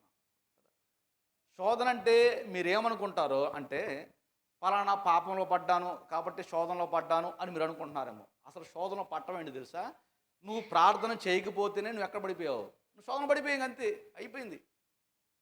నువ్వు ఎప్పుడైతే ప్రార్థన మానేస్తావో ఆల్రెడీ నువ్వు శోధనలోనే ఉన్నావు, ఇంకా నువ్వు ఏ పాపం చేయని అవసరం లేదు. ఆల్రెడీ నువ్వు చెయ్యబోతున్నావు, ఇంక అంతే. నువ్వు చేసేస్తావు, ఇంక అంతే. దానికి ఇక ఫిక్స్ అయిపోయావు. ఇక లేదంటే అందులో ఇక బందీవైపోయావు ఇక దానికి. ఎందుకని? నువ్వు ప్రార్థన అనేది నువ్వు చేయట్లా. అది పెద్ద శోధన. అసలు ప్రార్థన చేయకపోవటమే మనం శోధనలో పడిపోయాం. అందుకని యేసుప్రభువు ఏమన్నారు తెలుసా? మీరు శోధనలో పడకుండానట్లు మెలకువతో ఉండి మీరు ప్రార్థన చేయండి.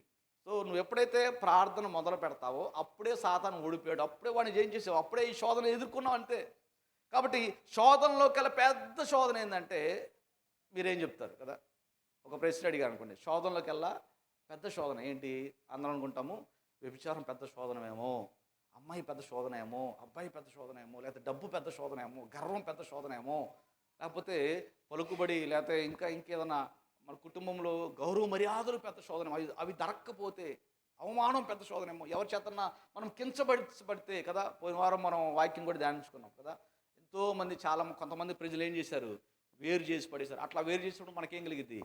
బాధ కలిగిద్ది. అలా బాధలో ఉన్నప్పుడు అది శోధనేమో, ఎదుటివారి చేతను అవమానింపబట్టం ఒక పెద్ద శోధన కొంతమంది భావిస్తారు.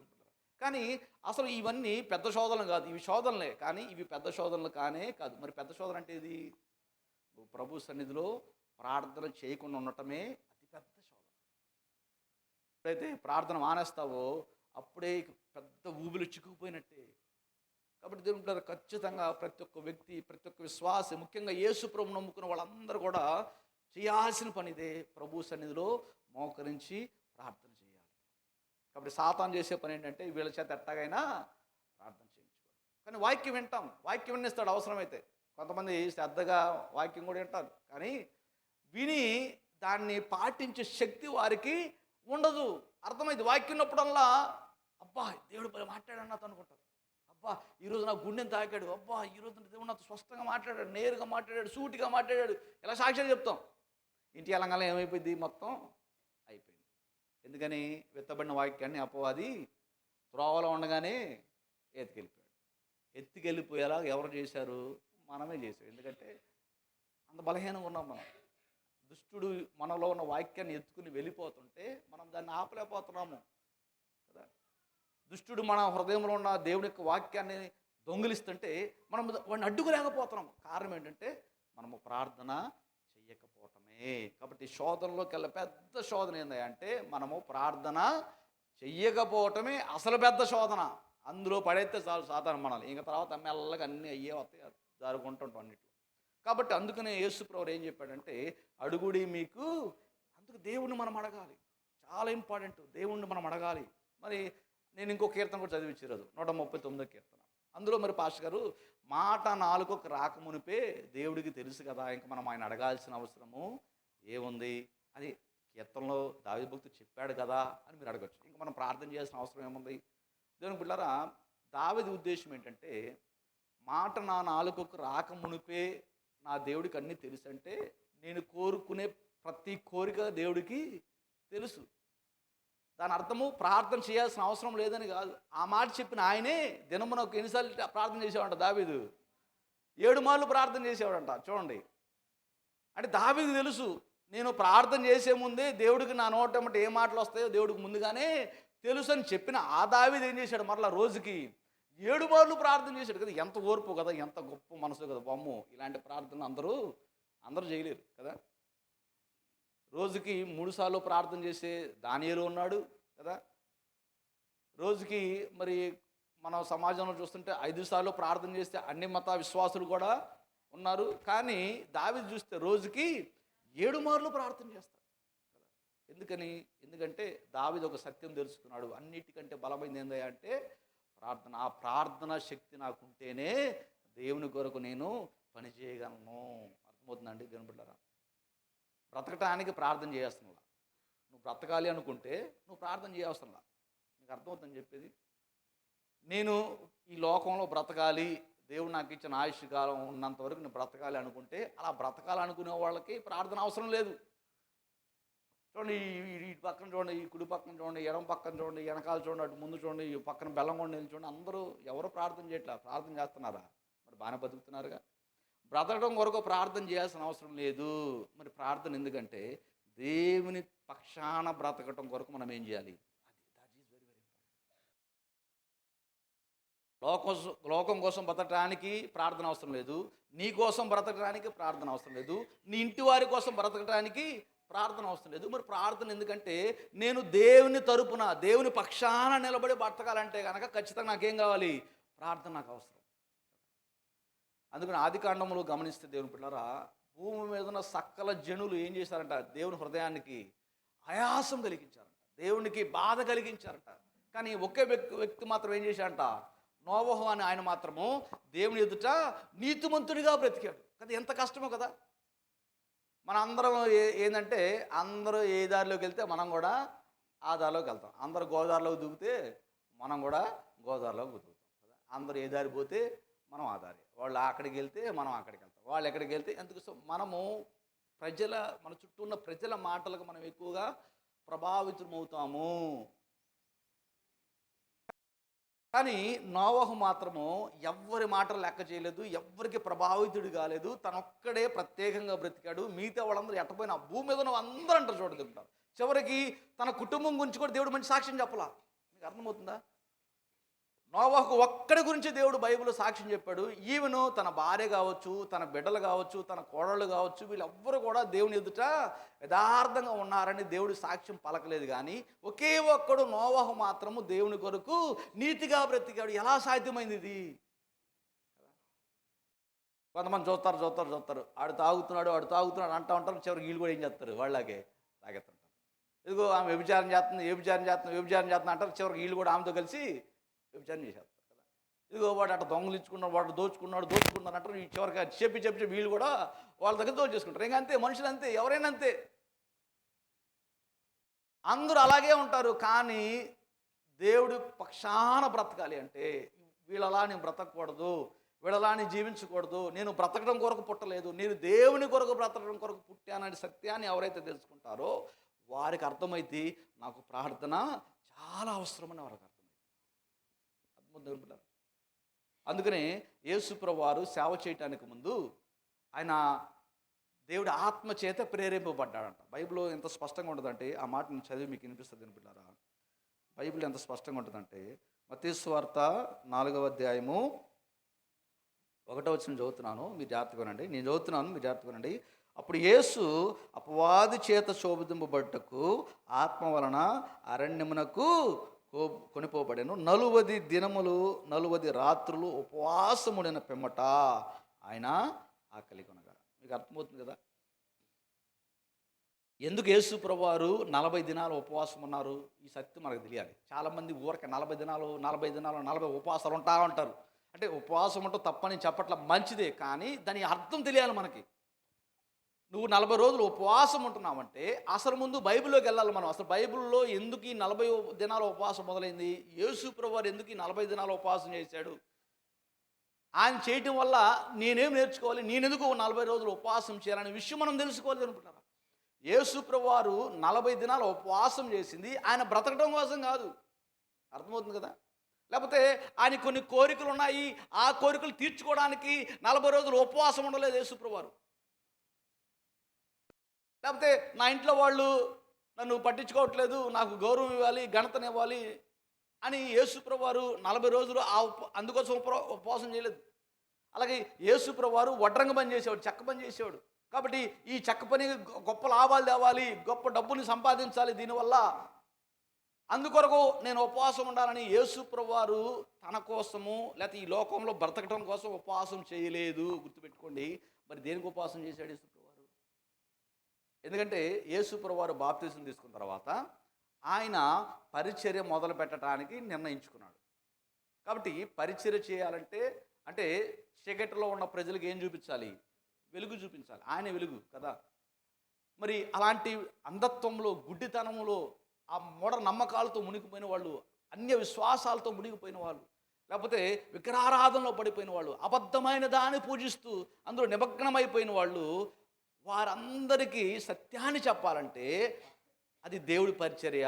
కాబట్టి ఆ దేవుడి కొరకు యేసు ప్రభువారు బ్రతకాలి అంటే, ఆ దేవుడు అప్పగించిన పని యేసు ప్రభువారు చేయాలంటే ఆయనకి ఏం అవసరమైంది? ప్రార్థన అవసరమైంది. కాబట్టి యేసు ప్రభువారు ఆయన బ్రతకటం కొరకు ఉపవాసం ఉండలేదు, ఆయన దేవుడి పని చేయటానికి ఆయన ఉపవాసం ఉన్నాడు. దేవుని కొరకు బ్రతకటానికి ఆయన ఉపవాసం ఉన్నాడు. దేవుడు అప్పగించిన పనిని ముగించటానికి యేసుప్రభువు వారు ఉపవాసం ఉన్నాడు. కాబట్టి చిట్ట చివరగా శిలువలో ఆయన పలికిన మాట ఏంటి తెలుసా? సమాప్తమైనది. తండ్రి, ఇదిగో నా ఆత్మను నీకు అప్పగించుకుంటాను. ఆ సమాప్తం చేయటానికి అంటే ఈ లోకంలో చూడండి, యేసుప్రభువు వారు ఎందుకు ఉపవాసం ఉన్నాడంట? ఆయన దేవుని చిత్తాన్ని జరిగించడం కొరకు ఆయన ఉపవాసం ఉన్నాడు. మీకు అర్థమవుతుందా? ఇప్పుడు మనకి ఎందుకు ఉండాలో ఉపవాసం అర్థమవుతుందా? మనం ఉపవాసం ఉండాల్సింది మన ఇంట్లో అవసరాల కొరకు, మన ఇంట్లో కోరికల కొరకు, మన కష్టాల కొరకు, మన బాధల కొరకు ఉపవాసం ఉండాల్సిన అవసరము లేనే లేదు. దేవుని పిల్లలు, దేవుడు ఎప్పుడు ఎక్కడ చెప్పలా. మీకు ఆకలి అయితే ఉపవాసం ఉన్న దేవుడు ఎక్కడ చెప్పలా. మీకు ఆకలి అయితే మీకు అన్నం పెట్టమని అడగండి దేవుడు అన్నాడు. దేవుడు అర్థమవుతుంది కదా? మీకు ఏమి కావాలో అవన్నీ మీ దేవుడికి తెలియను కనుక మొదట మీరు దేవుని రాజ్యమును నీతిని వెతకండి. కాబట్టి ఈ రోజులు చాలామంది ఉపవాసాలు ఉంటారు, చాలామంది ప్రార్థన చేస్తారు. దేనికోసం తెలుసా? తమ స్వార్థ అవసరాల కొరకే ఉపవాసాలు ఉంటారు. అది వ్యర్థము. నువ్వు బ్రతకటం కొరకు ఉపవాసం చేయాల్సిన అవసరం లేదు, నువ్వు బ్రతకడం కొరకు ప్రార్థన చేయాల్సిన అవసరం లేదు. దేవుడు నేను బతికిస్తానే ఉంటాడు. అందుకు బైబిల్ ఏం తెలుసా? ఆయన మంచి వాళ్ళ మీద చెడ్డవాళ్ళ మీద కూడా తన వెలుగుని ప్రకాశింపజేస్తున్నాడు. అందరికీ వర్షం ఇస్తున్నాడు, అందరికీ అన్నం పెడుతున్నాడు. కాబట్టి దేవుడు పక్షపాతి కాడు. దేవుడు మనలాగా ఆలోచించడు, నీలాగా ఆయన ఆలోచించడు, నాలాగా ఆయన ఆలోచించడు. అందుకే బైబిల్ ఏముందంటే మీ తలంపులు వేరు, మా తలంపులు. మరి మనం ఎందుకు ప్రార్థన చేయాలంటే, ఇంతకాలము లోకంలో నువ్వు బ్రతికావు కాబట్టి అప్పుడు నీకు ప్రార్థన అవసరం లేదు. ఇక నుండి నువ్వు నిర్ణయించుకున్నావు కాబట్టి, నేను ప్రభువుతో బ్రతకాలని అనుకున్నావు కాబట్టి, నేను యేసుతో నడవాలని అనుకున్నావు కాబట్టి, నా బ్రతుకును మార్చుకుని నా జీవితాన్ని సరి చేసుకుని ఇక నుండి యేసు మార్గంలో నడుద్దామని తీర్మానించుకుని ఆయన నమ్మి నువ్వు బాప్తిజం తీసుకున్నావు కాబట్టి ఇప్పుడు ఖచ్చితంగా నీకేం కావాలి? ప్రార్థన సహాయం కావాలి. లేకపోతే నువ్వు ఆయనతో నడవలేవు, ఆయనతో నిలబడలేవు, నువ్వు పడిపోతావు అంతే. అందుకని బైబిల్లో ఒక ఉపమానాన్ని చూసి మనం ఒక సత్యాన్ని తెలుసుకోవాలి. ఏంటంటే యేసుప్రభువు వారు నది మీద నడుచుకుంటూ వస్తాడు. యేసుప్రభువు వారు అర్థమవుతుందమ్మా అందరికీ? యేసుప్రభువు నది మీద నడుచుకుంటూ వస్తుంటే పేతురు చూసి ముందు వాళ్ళు ఏమనుకుంటారు? అమ్మో ఇది దయ్యమేమో అనుకుంటారు. తర్వాత ఆయన దగ్గరికి రాగానే ఇదిగో మీరు ఎవరు భయపడకండి నేనే అనగానే అప్పుడు పేతురు ఒక మాట అంటాడు. ఏమంటాడు? అయ్యా నిజంగా నువ్వైతే నేను కూడా ఏం చేయాలి? నీళ్ళల్లో నడిచాడు. అద్భుతం కదా? ఒక వ్యక్తి నీళ్ళ మీద నడవటం అసాధ్యం, అద్భుతం అది. కానీ ఏమైపోయాడు మధ్యలో? మునిగిపోయాడు. అంటే ప్రభువుని చూస్తున్నప్పుడేమో అంటే స్పష్టంగా అతను నీటిని చూచి అని ఏమైపోయాడు? అతను మునిగిపోవటం మొదలుపెట్టాడు. సో మనం కూడా అంతే. మనం యేసుని నమ్ముకుంటాము, నా జీవితం ఇది, నా పాప బ్రతుకు ఇది అని అనుకుంటాము, తీర్మానించుకుంటాము, ప్రార్థన చేసుకుంటాము, ఆయన నమ్ముతాము, బాప్తిజం తీసుకుంటాము, యేసు నా రక్షకుడని చాటుతాము, అంత బాగానే ఉంటుంది. కానీ మధ్యలో ఏమైపోతాము? మధ్యలో పడిపోతాం. ఎందుకు పడిపోతున్నాం అంటే మనం ప్రభు వైపు చూడట్లేదు, మనుషుల వైపు చూస్తున్నాం. మనుషులు మాట్లాడుతున్నాము, దేవుడు మాట్లాడట్లేదు. మనుషులు వాళ్ళు చేసే క్రియలు చూస్తున్నాము, వాళ్ళు చేసే బాగానంది అర్చయితే మాకు బాగుంటుందేమో. ఇలా ఎప్పుడైతే మనం లోకాన్ని చుట్టం మొదలు పెడతామో నువ్వు ఎప్పుడు దేవునితో నడవలేవు, నువ్వు పడిపోతావే. అంతే, అదే పెద్ద శోధన. అందుకనే దేవుడితో నడవాలి నువ్వు అనుకుంటే కనుక నువ్వేం చేయాలి? ఖచ్చితంగా నువ్వు ప్రార్థన చేయాల్సిందే. సో ఈ ప్రార్థన అనేది, అందుకే దేవుడు ఎప్పుడు బలవంత పెట్టలా. ఈ ప్రార్థన అనేది కొంతమంది దైవ సేవకులు ఏం చెప్తారంటే ప్రార్థన అనేది ఒక డ్యూటీ అంటారు, లేకపోతే ప్రార్థన అనేది ఒక బాధ్యత అంటారు. ప్రార్థన మనలో ఒక నిత్యం అవసరమైనటువంటి ఒక క్రియ అంటారు. అన్నిటికంటే ముఖ్యమైనది ఏంటంటే తెలుసా? ప్రార్థన దేవుడితో నడవటానికి సహాయపడుతుంది. నువ్వు ప్రభువుతో నడవాలనుకుంటే ప్రార్థన చేయి. నాకు అవసరం లేదు, ఏం లేదు గడ్డి గుడ్డి ప్రభువుతో నడిచాను, నువ్వు ప్రార్థన చేయమా, నీ ఇష్టం నుంచి పొడుకో, తిరుగు తందనాడు, నీ ఇష్టం నుంచి చేసుకోపో. అందుకే దేవుడు నిన్నే చంపాడు. నీ టైం వచ్చినప్పుడు దేవుడు నిన్ను పిలుచుకుంటాడు. అందుకే దావీదు భక్తుడు ఏమంటాడు తెలుసా? నా మరణ దినములు నాకు తెలియపరచుము. నా దినముల గురించి దేవుడు తన గ్రంథములు ముందుగానే రాసి పెట్టుకున్నాడు. కాబట్టి నేను ఎప్పుడు చనిపోవాలనేది దేవుడికి ముందే తెలుసు. నువ్వు ఎప్పుడు చనిపోతామని దేవుడికి ముందే తెలుసు. అప్పటిదాకా నువ్వు ఎన్ని ఘనకారాలు చేసినా దేవుడు పట్టించుకోడు. ఇక నీ ఇష్టం, నీ కర్మ, నీ ఇష్టం పో. అందుకనే ప్రసంగం ఏమంటాడు తెలుసా? నీ ఇష్టం, నువ్వు తింటావో తిరుగుతావో, నీకు నచ్చింది ఏం చేసుకుంటావో చేసుకో, కానీ తీర్పు ఉంది, జాగ్రత్త. తీర్పులో నువ్వు నిలబడాలి. దేవుని ఎదుట, నేను పుట్టించిన దేవుడి ఎదుట నువ్వు నిలబడాలి. నీకు ఎవరైనా పని ఇచ్చారనుకో కదా, మనకు పని ఇచ్చారనుకోండి, పని అంతా చేస్తాం. వారమైన తర్వాత ఎవరి దగ్గర నిలబడతాం? పని ఇచ్చిన ఆ మేస్త్రి దగ్గరికి వెళ్ళి నిలబడతావు. ఎందుకని? ఏం తీసుకోవడానికి? జీతం తీసుకోవడానికి. కానీ పని ఇచ్చాడుగా, పని చేసుకుని వెళ్ళిపో, జీతం తీసుకోకుండా ఏమైంది? పని చేసావు కదా, పని కావాలని అడిగావు, పని ఇచ్చాడు యజమాని, పని చేసావు, ఇంకెళ్ళిపో. ఇంకా ఆయన ముందు ఎందుకు నిలబడటం? ఖచ్చితంగా నీకేం కావాలి? జీతానికి వెళ్ళి నువ్వు నిలబడాలి. అలాగే దేవుడు ఈ జన్మ నీకు ఇచ్చాడు, ఈ బ్రతుకు నీకు ఇచ్చాడు. నువ్వు దేవుని కొరకు బ్రతుకుతావో లేదో నీ ఇష్టం. కానీ ఒకరోజు నీకు సృష్టిని ఇచ్చాడు కాబట్టి, నిన్ను పుట్టించాడు కాబట్టి, నువ్వు మళ్ళీ ఎవరి దగ్గరికి వెళ్ళి నిలబడాలి? ఒకరోజు దేవుడి దగ్గరికి వెళ్ళి నిలబడాలి, యేసు ప్రభువు దగ్గరికి వెళ్ళి నిలబడాలి. తీర్పు తీర్చువాడు ఆయనే. అందుకు బైబిల్ ఉంటుంది, తండ్రి తీర్పు తీర్చాడు కానీ ప్రభు అయిన కుమారుడే ఈ లోకానికి తీర్పు తీర్చును. కాబట్టి సమస్త మానవాళి యేసు ప్రభువారి ఎదుట తీర్పు కొరకు నిలబడాలి. అప్పుడు నిలబడినప్పుడు ఇంకా తీర్పులు జడ్జిమెంట్ ఎట్ట గందరగోళాలు ఏమి ఉండవు. మనకి ఇప్పుడు చూస్తున్నాం కోర్టులో, ఇప్పుడు ఈ మధ్య కోర్టులో ఏం చేస్తున్నారు? కెమెరాలు పెడుతున్నారు. అంటే కోర్టులో జరిగే వాదన అంతా ఏం చేయొచ్చు, మనుషులు చూడొచ్చు. ఇక దేవుడి దగ్గర అంత వాదన సాగదీయటం ఉండదు. దేవుడి దగ్గరికి వెళ్ళంగానే బైబిల్ ఏముంది తెలుసా? 2 గుంపులు చేస్తాడు అంతే దేవుడు. కుడివైపున ఒక గుంపు, ఎడమ వైపున ఒక గుంపు. అంటే దాని అర్థం ఏంటి తెలుసా? ఇక దేవుడు నీ మాట వినటానికి రెడీగా లేడు. ఇంక అక్కడ నీ మాట వినేది ఇక్కడే, ఈ భూమి మీద ఉన్నంత వరకే దేవుడు నీ మాట వింటాడు. గుర్తుపెట్టుకో. నీకు అర్థమవుతుందా? ఒక్కసారి నువ్వు చనిపోయావంటే ఇక దేవుడు నీ మాట వినడో. ఇక నువ్వు ఆయన మాట వినాల్సిందే, ఆయన చెప్పిన తల ఉంచుకోవాల్సిందే. ఇంకా ఆయన చెప్పినట్టు లెఫ్ట్ రైట్ అంటే లెఫ్ట్ రైట్ అంతే. ఇక no more asking question to God. అందుకనే ఆ సువార్తలు ఏమైనా ఉంటుందంటే 2 గుంపులు చేయబడ్డారంట. ఒక గుంపుని ఏమన్నాడు తెలుసా? మీరందరూ నా నిత్య జీవం కొరకు ఎంపిక చేయబడినవారు. వీళ్ళు ఏమంటాడు తెలుసా? అక్రమం చేయవాలా, వీరందరూ నిత్య నాశనానికి, నిత్య వేదనకు, ఏడుపుకు వీళ్ళు పాత్రులు. ఇంకంతే, ఒకటే జడ్జిమెంట్ అయిపోయింది. ముందు దేవదూతలు చేర్చడం, ఒకళ్ళేమో కుడివైపు చేర్చడం, ఇంకొకరిని ఎడమవైపు చేర్చడం. ఇంక వీళ్ళందరూ తోయటమే ఇంకా నరకంలోకి, అంతే.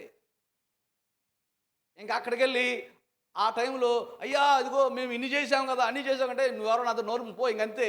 No more arguing with God, no more discussion with God, no more argument with God. ఇంకంతే. దేవునితో వాదన పెట్టుకోవటం, ఆయన ప్రశ్నించడం, ఆయన క్వశ్చన్ చేయటం, ఇంకా ఒక్కసారి చనిపోయిన తర్వాత ఏది ఉండదు. దేవుని బిడ్డలారా, ఆయన ఏం చెప్తే ఇక అట్ట మనకు అవ్వాల్సింది ఇంకంతే. అందుకనే దేవుని బిడ్డలారా, మనము బ్రతికుండా ఇప్పుడు మనం దేవునితో మాట్లాడాలి. ఇప్పుడు దేవుడు మనకు అవకాశం ఇచ్చాడు. ఇప్పుడు నువ్వు దేవుడితో వాదించవచ్చు, గొడవపడవచ్చు, ఆయన క్వశ్చన్ చేయొచ్చు. అందుకే యోబు క్వశ్చన్ చేశాడు దేవుణ్ణి. యోబు క్వశ్చన్ చేస్తే దేవుడు యోబుతో కొన్ని ప్రశ్నలు వేశాడు. అద్భుతం. అసలు నువ్వు ఒక జుట్టుని, ఒక వెంటుగా నువ్వేం చేయగలవు? తెల్లగానే చేయగలవా, నల్లగానే చేయగలవా, నీ వల్ల ఇద్దా అని దేవుడు అతను మళ్ళీ తిరుగు ప్రశ్నలు వేశాడు. అంటే చూడండి, ఒక మనిషి దేవుడు ఏం చేయగలుగుతున్నాడు? ప్రశ్నించగలుగుతున్నాడు. ఒక మనిషి దేవుడి కార్యాలని అడగగలుగుతున్నాడు. దేవుడు దాన్ని అంగీకరించాడు. తప్పదేం చెప్పలా, అతను చెప్పేవన్నీ అన్నాడు. తిరిగి అతను ప్రశ్నలు వేసినప్పుడు అతని దగ్గర సమాధానము లేక అప్పుడు అతనికి అర్థమైంది, నేనంత అజ్ఞానిని, నేనంత అవివేకిని, దేవుని ప్రశ్నించానే అప్పుడు తెలుసుకోండి. అయినా కూడా దేవుడు అతను అంగీకరించాడు. కాబట్టి ఈ లోకంలో ఉన్నంత వరకు నువ్వు దేవుడితో ఏమైనా మాట్లాడే హక్కు దేవుడు నీకు ఇచ్చాడు. జరుగుతుంది. అందుకు నువ్వు ఆయనతో మాట్లాడాలి. ఇక్కడ కనుక నువ్వు మాట్లాడకపోతే నువ్వు చనిపోయిన తర్వాత తీర్పులో నిలబడినప్పుడు నీవు మాట్లాడే ఏ ఒక్క అవకాశం కూడా దేవుడు నీకు ఇంకేమడు. అందుకని బైబిల్ దేవుడు ఏం చెప్తున్నాడు కదా, అడుగుడి మీకు ఇప్పుడే మనం అడిగేయాలి. మనం చచ్చాక అడగటానికి ఇంకా అవకాశం లేదు. ఇప్పుడే మనం అడగాలి. ఏం అడగాలి? అది ఇంపార్టెంట్. అడుగుడి మీకు ఇవ్వబడి. కానీ కొంతమంది ఏమడుగుతారు తెలుసా? ఒక మాట ఉంది ఏమంటారు, యాకోబు పత్రికలో, యాకోబు పత్రిక 4వ అధ్యాయము 3వ వచనం ఒకసారి చదవండి ఎవరన్నా. మీరు అడిగినను మీ భోగముల నిమిత్తము వినియోగించుటకై దురుద్దేశముతో అడుగుదురు గనక మీకేమియో. అర్థమవుతుంది కదా? సో దేవుడి దగ్గరికి వెళ్ళినప్పుడు ఎలా అడగకూడదంట? ఎలా అడగకూడదు చెప్పండమ్మా, కాస్త నోరులు ఇప్పండి అప్పుడప్పుడు. ఎలా అడగకూడదు దేవుడి దగ్గర? దురుద్దేశాలతో అడగకూడదు, దురుద్దేశం పెట్టుకోకూడదు కదా. నాకు తెలీదు మీ మనసులో ఏ దురుద్దేశం ఉందో కదా. వాసమ్మ తెలీదు నా మనసులో ఏ దురుద్దేశం ఉందో. నాకు తెలీదు ఆమె మనసులో ఏ దురుద్దేశం ఉందో. నీ బిడ్డలకు తెలీదు నీ మనసులో ఏం దురుద్దేశం ఉందో. నీకు తెలీదు నీ బిడ్డల మనసులో ఏం దురుద్దేశం ఉందో కదా. కొంతమంది అబ్బో బల ప్రేమ చూపిస్తారు, ఏంది ఇంత ప్రేమ అనుకుంటాం, కానీ దాని వెనకాల ఏదో ఒకటి ఉంటుంది కదా. ఎందుకు ఈరోజు తల్లిదండ్రులు ఒక చిన్న ప్రశ్న మనం మనం ప్రశ్నించుకోవాలి. ఏంది మన బిడ్డలు ఎట్లా తయారైపోయారు, మన మన మన సమాజం ఇది టైప్ అని మనం ఒకసారి ప్రశ్నించుకోవాలి. ఏంటంటే ధైర్యంగా ఏ తల్లిదండ్రి అయినా తనకున్న ఆస్తిని బతికుండగానే బిడ్డల పేరు మీద ధైర్యంగా పెట్టగలరా ఏ తండ్రి అయినా? ఎందుకు పెట్టలేకపోతున్నారు ఈరోజు? ఖచ్చితంగా మనకు తెలిసే వాళ్ళు మనల్ని చూడరు. నమ్మకం లేదు, ధైర్యం లేదు, ఎవరు బెటరు, నమ్మకం లేదు.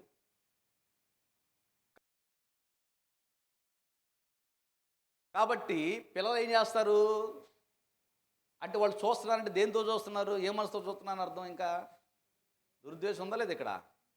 అమ్మో నేను చూడకపోతే నాకు స్థలం ఎవరో, నాకు డబ్బులు ఎవరో, నాకు ఆస్తులు ఎవరో. చాలామంది 99 మంది పిల్లలు అలాగే తయారయ్యారు. తల్లిదండ్రులుగా అలాగే నమ్ముతున్నారు ఈ రోజుల్లో, దురుద్దేశంతోనే అని. మరి ఏ దురుద్దేశం లేకపోతే ఆస్తి ఇవ్వకపోయినా బిడ్డలు ఏం చేయాలి? చూడాలి. అది కదా, తల్లిదండ్రులకి బిడ్డలు ఏం ఆస్తి ఇచ్చారని చిన్నప్పుడు వాళ్ళకి స్నానం చేయించి వాళ్ళు ముడ్డిగడిగారు కదా కదా ఎంత ఒంట్లోనే కూర్చుంటారు, ఒంటి మీద ఒళ్ళోనే కూర్చుంటారు, ఒళ్ళోనే కక్కుతారు, ఒళ్ళోనే విరోచనాలు అవుతూ ఉంటాయి. అయినా అమ్మా నాన్న ఏం చేస్తారు? ఎంతో ప్రేమించి వాళ్ళకి స్నానం చేసి వాళ్ళకున్న మురికి అంతా తీసేసి వాళ్ళు మంచిగా తయారు చేస్తారు కదా. ఏ స్వార్థం లేకుండా వాళ్ళు పెంచుతున్నారు కదా. కొంతమందికి స్వార్థం ఉంటుంది, వీడు పెద్దోడైతే వ్యాపారం చేస్తాడు, మంచి సంపాదిస్తాడు. అందుకని ఈ రోజులు చాలామంది కొడుకే కావాలి, ఇదే దురుద్దేశం. ఏం కావాలి? కొడుకే కావాలి. కొడుకు పుట్టకపోతే ఇంకా అమ్మాయికి ఉంటుంది టార్చర్. చూడు మామూలుగా ఉంటుంది, నరకం చూపిస్తాడు ఇక భర్తలు.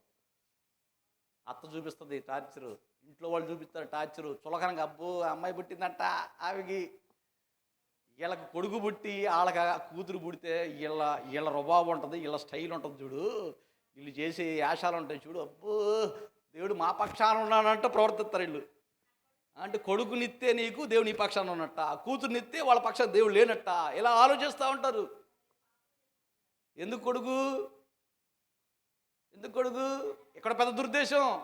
కట్నం వస్తుంది, తిరిగి పెట్టాల్సింది లేదు, ఎవరైనా ఆడ తిరిగినా అవసరం లేదు, కూతురు 24 కాపాడు, అదొక పెద్ద పని మాకు. ఎంత దురుద్దేశంతో దేవుడిని అడుగుతున్నాం మనం. అయిపోయారు జనాలు, ఎట్లా తయారైపోయారు. ఏ కూతురు అయితే ఏమైంది దేవుని బిడ్డలారా? కూతురైతే వంశావళి ఉండదా? కూతురేగా ఈరోజు వంశావళి లేని ఒక 4 స్త్రీలు బైబిల్లో వంశావళిలోకి ఎక్కింపబడ్డారు. బైబిల్లో దేవుని స్తోత్రం, హల్లెలూయా. ఎంత అద్భుతం కదా, ఎంత అద్భుతం కదా. రూతుకి ఏ వంశం ఉందండి బైబిల్లో? ఆమె పేరు ఎందుకు రాయబడింది? వంశావళి మనం పెట్టుకుందండి, ఈ లోకం కొరకు పెట్టుకుంది అంతే. వంశము గెంశం ఎన్ని తొక్క తోటకలు ఎన్ని మన కోసం ఎన్ని, కానీ దేవుని ఎదుట మన పేరు ఆయన జీవ గ్రంథంలో రాయబడకపోతే ఎంత వంశం ఉన్నా ఎంత వేస్ట్ ఈ లోకంలో. నీకు 10 మంది కొడుకున్నా వేస్ట్ ఈ లోకంలో. అందుకనే ఈరోజు మనుషులందరూ ఎలా అడుగుతున్నారు దేవుణ్ణి? దురుద్దేశంతో అడుగుతున్నారు. అన్ని దురుద్దేశమే. ఏమి అడిగినా మోకాళ్ళు ఎత్తే చాలు దొంగ భక్తి, దొంగ నాటకం. దేవుడిని మోసం చేస్తాం మనం ఎట్టక మనుషులు మోసం చేస్తూ ఉంటాము. కానీ మనం అనుకుంటాము దేవుడికి కూడా మనం మోసం చేయొచ్చని. మనకు తెలియకుండానే మోసపూర్తి ప్రార్థన దేవుడి దగ్గర చేస్తూ ఉంటాం. అందుకే బైబిల్లో దేవుడు ఏమంటాడంటే, దేవుని ఎదుగు వచ్చినప్పుడు నువ్వు అసలు మొక్కుకో మాకు అంటాడు. నేను ఎవరు మొక్కుకోమన్నారా దేవుడి దగ్గర? నేను అది ఎత్తా ప్రభా, నేను నీకు ఇది ఎత్తా, అది చేస్తా, ఇది చేస్తా. అసలు ఎవరు అడమన్నారు? అసలు నువ్వేం అడగొద్దు పో అంటే మాత్రం ఏం చెయ్యి నువ్వు అంతే అన్నావు కదా దేవుడి దగ్గర. లేదు నీ వల్ల కాలేదా అసలు అనమాకు అంటే. చూడండి, ఆ యొక్క ప్రసంగకు ఉద్దేశం ఏంటంటే, నువ్వు ఇచ్చినా ఇవ్వకపోయినా ఆయన నీ తండ్రి కనుక నువ్వేమడిగినా ఆయన నీకు ఇస్తాడు. అది ఆయన గొప్పతనం, అది ఆయన తండ్రి. అందుకనే యేసు ప్రభువారు ఎంత చక్కగా ఇంకా వర్ణిస్తున్నాడంటే, ఆయన ఇంకా 8వ వచనం మీరు గమనిస్తే ఎంత చక్కగా నేను చదువుతాను జాగ్రత్తగా. 9వ వచనం నుండి 7వ అధ్యాయము 9వ వచనము. మీలో ఏ మనుషుడైనను తన కుమారుడు తన్ను రొట్టెను అడిగిన ఎడల వానికి రాత్రినిచ్చునా, చేపను అడిగిన ఎడల పామునిచ్చునా? కదా, ఒక ప్రశ్న వేస్తున్నాడు దేవుడు మనందరినీ. మిమ్మల్ని కూడా ఇప్పుడు ప్రశ్న వేస్తున్నాడు దేవుడు. మీకు పిల్లలు ఉన్నారు, కొంతమంది ఆడపిల్లలు ఉన్నారు, కొంతమందికి అబ్బాయిలు ఉన్నారు. ఎవరైతే మొత్తం మీ బిడ్డలు కదా. మీ పిల్లలు వచ్చి అమ్మ నాన్న నాకు ఐస్ క్రీమ్ కావాలి అంటే, ఆ బిడ్డ చేతులు మట్టి పెట్టి ఇదే నీ ఐస్ క్రీమ్ అని నేను చెప్తాను. నువ్వు ఎంత చెడ్డదానివైనా సరే, నువ్వు ఎంత చెడ్డోడివైనా సరే కదా, నువ్వెంత చెడ్డోడువైనా, నువ్వెంత దౌర్భాగ్యుడివైనా, నువ్వెంత దొంగవైనా, నువ్వెంత పాపాత్ముడివైనా సరే, నీ బిడ్డ నీ దగ్గరికి వచ్చి, అమ్మా నాన్న నాకు ఐస్ క్రీమ్ కావాలి ఇప్పి అంటే, డబ్బు లేకపోతే సర్ది చెప్తావు, కానీ డబ్బులు ఉన్నప్పుడు ఖచ్చితంగా ఐస్ క్రీమ్ కొనిపిస్తావా, కొనిపివా? అంతేగా. అట్ట కాకుండా ఏది గాడిద గుడ్డి నీకు ఇచ్చేది ఐస్ క్రీమ్, ఈ మట్టి తిని అని మట్టి చేతులు పెడతావా, లేదా రాయి చేతులు పెడతావా, ఇదే దీని బతుకు అంటావా? అదే అడుగుతున్నాడు దేవుడు ఇక్కడ. నీ బిడ్డ నిన్ను చేపను అడిగితే వాళ్ళకి పావునిస్తావా? తర్వాత ఏమన్నాడు చూడండి, ఇక్కడ రొట్టెని అడిగితే వాడికి రాయినిస్తావా? ఇవ్వవు కదా. చూడండి తర్వాత ఏమన్నా చూడండి, మీరు చెడ్డవారై ఉండి మీ పిల్లలకు మంచి ఈవులను ఇయ్యనెరిగి ఉండగా. ఏమన్నాడు దేవుడు? మీరు ఎంత పాపములో బ్రతుకుతున్న మీరే మీ బిడ్డలకి ఎంత మంచి చేయాలనుకుంటున్నారే, మరి నేను నీతిమంతుడిని ఇక్కడ దేవుడు అనే మాట. ఒక దొంగ, ఒక వ్యభిచారి, ఒక పాపం చేసేవాడు, ఒక మోసాలు చేసేవాడే తన బిడ్డను ఎంతో ప్రేమగా చూసుకోవాలనుకుంటుంటే, మరి నేను ఇంకెట్టంటోండి, నేను నీతిమంతుని, నాలో పాపమే లేదు, నాలో అపవిత్రత లేదు, నాలో దోషం లేదు, నాలో పక్షపాతం లేదు, నేను పరిశుద్ధుని, నేను యథార్థపరుణ్ణి, నేను నీతిమంతుని, నేను న్యాయవంతుని, నేను అందరిని సృజించాను, అందరిని ప్రేమిస్తున్నాను, కాబట్టి నేను ఇంకెంత మంచి చేస్తాను నా బిడ్డలకి అంటే దేవుడు ఒక ప్రశ్న వేస్తున్నాడు దీని బిడ్డ. నీకు అర్థమవుతుందా? కొంతమంది తల్లులు ఏం చేస్తారంటే పాపము, భర్త వదిలేసి ఎవరు పట్టించుకోక, ఏమి చేయలేక, ఇంక వేరే దారి లేక బలవంతంగానో ఏదో రకంగానో వ్యభిచార వృత్తిలో దిగి బిడ్డలకి అన్నం పెట్టడం కొరకు ఏదో కొన్ని తప్పులు చేస్తూ ఉంటారు. అవి దేవుడి దృష్టిలో పాపమే, పాపాత్మురాలి అయినప్పటికీ ఆమె తన బిడ్డలను ఎంతో ప్రేమిస్తుంది, వాళ్ళ కడుపు నింపడానికి ఏదో ఒకటి చేయాలనుకుంటుంది. అలాంటి ఆమె బిడ్డల అంత ప్రేమ ఉంటే, ఏ పాపము లేని పరిశుద్ధుడైన దేవుడు, నిన్ను కన్న నీ దేవుడు నీ మీద ఇంకెంత ప్రేమ చూపిస్తాడు, నేనెంత మంచిగా చూసుకోవాలని ఆయన కోరుకుంటాడు. ఆలోచించుకో. ఆ విశ్వాసం మనకు లేదు ఈరోజు. మా నాన్న నన్ను చూసుకుంటాడు, నా యేసే నన్ను పాలిస్తాడు, నా యేసే నన్ను పోషిస్తాడు, నా యేసే నన్ను కాపాడుతాడు అని ఒక విశ్వాసము యేసే మీద మనకు లేకపోవటమే కారణం దేవుని పిల్లలా. అందుకనే దేవుని మనం ఏం అడగాలి తెలుసా? తండ్రి నాకు విశ్వాసం దయచే ప్రభు, విశ్వాసం లేని అల్పవిశ్వాసి నేనని నువ్వు ప్రభు దగ్గర వేడుకోవాలి. ఉందా నిజంగా మనకు విశ్వాసం ఉందా? మనకు సరిగ్గా విశ్వాసం లేదు. విశ్వాసం లేదు కాబట్టి ఎవరేం చెప్తే అది అంటాం, ఎవరే తాయితీ కట్టమంటే అది కడతాం, ఎవరే ఇటు వెళ్ళమంటే మనం అటు వెళ్తాం, ఎవరేం చెప్తే. ఎందుకు? ప్రభు వారు ఉన్నాడు కదా, నీ తండ్రి నీకున్నాడు, యేసు ప్రభు. ఆయన మోసగాడా? ఆయన ద్రోహ? నేను మోసం చేస్తాడు ఆయన? బైబిల్ ఒక మాట ఉంది, మాట ఇచ్చిన వాడు నమ్మదగినవాడు. మనం ఎన్ని మాటలు ఇచ్చాము ఎంతమంది దగ్గర? ప్రేమికులు ఇచ్చుకుంటారు, ప్రాణం పోయినా నిన్నే పెళ్లి చేసుకుంటా అంటారు. పూసుకునే సంవత్సరం తిరగకముందు ఇంకోళ్ళు పెళ్లి చేసుకుని అడిగి కూర్చుంటారు. ఇట్లా ఉంటాయి మనుషుల మాటలు, మనుషుల ప్రమాణాలు. చచ్చినా నేను వదిలిపెట్టనని పెళ్లి దగ్గర భలే ప్రమాణాలు చేస్తారు. కానీ సంవత్సరం తిరగగానే విడాకులు ఇచ్చి నా దారి నాది, నీ దారి నీది పో అంటారు. అంతే ఈ మనుషుల ప్రమాణాలు అంతే. మనం అనుకుంటాము మనం మాట తప్పేవాళ్ళం కాబట్టి దేవుడు కూడా మాట తప్పుతాడేమో, మనం వదిలేస్తాం కాబట్టి దేవుడు కూడా వదిలేస్తాడేమో, మనం మర్చిపోతాం కాబట్టి దేవుడు కూడా మర్చిపోతాడేమో, మనం భ్రమలో బ్రతుకుతున్నాం. కానీ మనలాంటి వాడు కాదు దేవుడిని పెట్టారు. దేవుడు ఆయన ఒక్కసారి మాట ఇచ్చాడంటే మాట తప్పనే తప్పుతుంది. అంత పరిశుద్ధుడు, అంత మంచివాడు ఆయన. అందుకని ఆయన అంటున్నాడంటే చూడండి, ఆ మాట చూడండి, మళ్ళీ చదువుతున్న 10వ వచనము, మీరు చెడ్డవారయుండి మీ పిల్లలకు మంచి ఈవులని నెరిగి ఉండగా పరలోకమందున మీ తండ్రి తను అడుగువారికి అంతకంటే ఎంతో నిశ్చయముగా మంచి ఈవులను ఇచ్చును. మరి ఎందుకు మనము మంచి ఈవులు పొందుకోలేకపోతున్నామంటే, because we are not believing God that he is my father. ఎందుకు మనం ఆ మంచి ఈవులు పొందుకోలేకపోతున్నామంటే, యేసయ్య నా తండ్రి అని మనము నమ్మట్లేదు, క్రియల్లో కూడా నమ్మట్లేదు. అదే సమస్య. మనం నమ్మాలి ఆయన మీద పరిపూర్ణమైన నమ్మకం పెట్టుకోవాలి. అందుకనే దేవుడు ఏమంటాడు తెలుసా? ఎలా నమ్మాలంటే దేవుణ్ణి నమ్మినట్టు కాదు, పూర్ణ మనసుతో, పూర్ణ వివేకముతో, పూర్ణాత్మతో, పూర్ణ బలముతో నీ దేవుణ్ణి ప్రేమించు. ఆయన నువ్వు నమ్మాలి పరిపూర్ణంగా, నువ్వు నమ్మాలంతే. నా దేవుడు ఉన్నాడు, నా దేవుడు చూసుకుంటాడు. అది ఆ నమ్మకం ఎవరిలో ఉందో తెలుసా? అబ్రాహాములో ఉంది. దేవుడు అబ్రాహాముతో అంటాడు, నువ్వు బలివ్వాలి నీ బిడ్డనంటే, అబ్రాహాము పైకి వెళ్తుంటే కొండ మీదకి, కొడుకు ఒక ప్రశ్న అడుగుతాడు. ఏం ప్రశ్న తెలుసా? అన్న కట్టెలు ఉన్నాయి, కొండ ఉంది, బలిపీఠం ఉంది, కానీ గొరిపి లేదే అని అడుగుతాడు. అప్పుడు అబ్రాహాము ఏమనొచ్చు? రెండు రెండు ఆన్సర్లు అతను చెప్పొచ్చు. ఒకటి, గొర్రెపిల్ల నువ్వే అని చెప్పొచ్చు. కానీ చెప్పాడా? చెప్పలా. అయితే గొర్రెపిల్ల కొండ మీద ఉందలే అని చెప్పాడా? అబద్ధం చెప్పాడా? అబద్ధం కూడా చెప్పలా. అతను ఒకటి చెప్పాడు విశ్వాసంతో, గొర్రెపిల్లను ప్రభు చూసుకుంటాడు, నీకెందుకు, నువ్వు పద.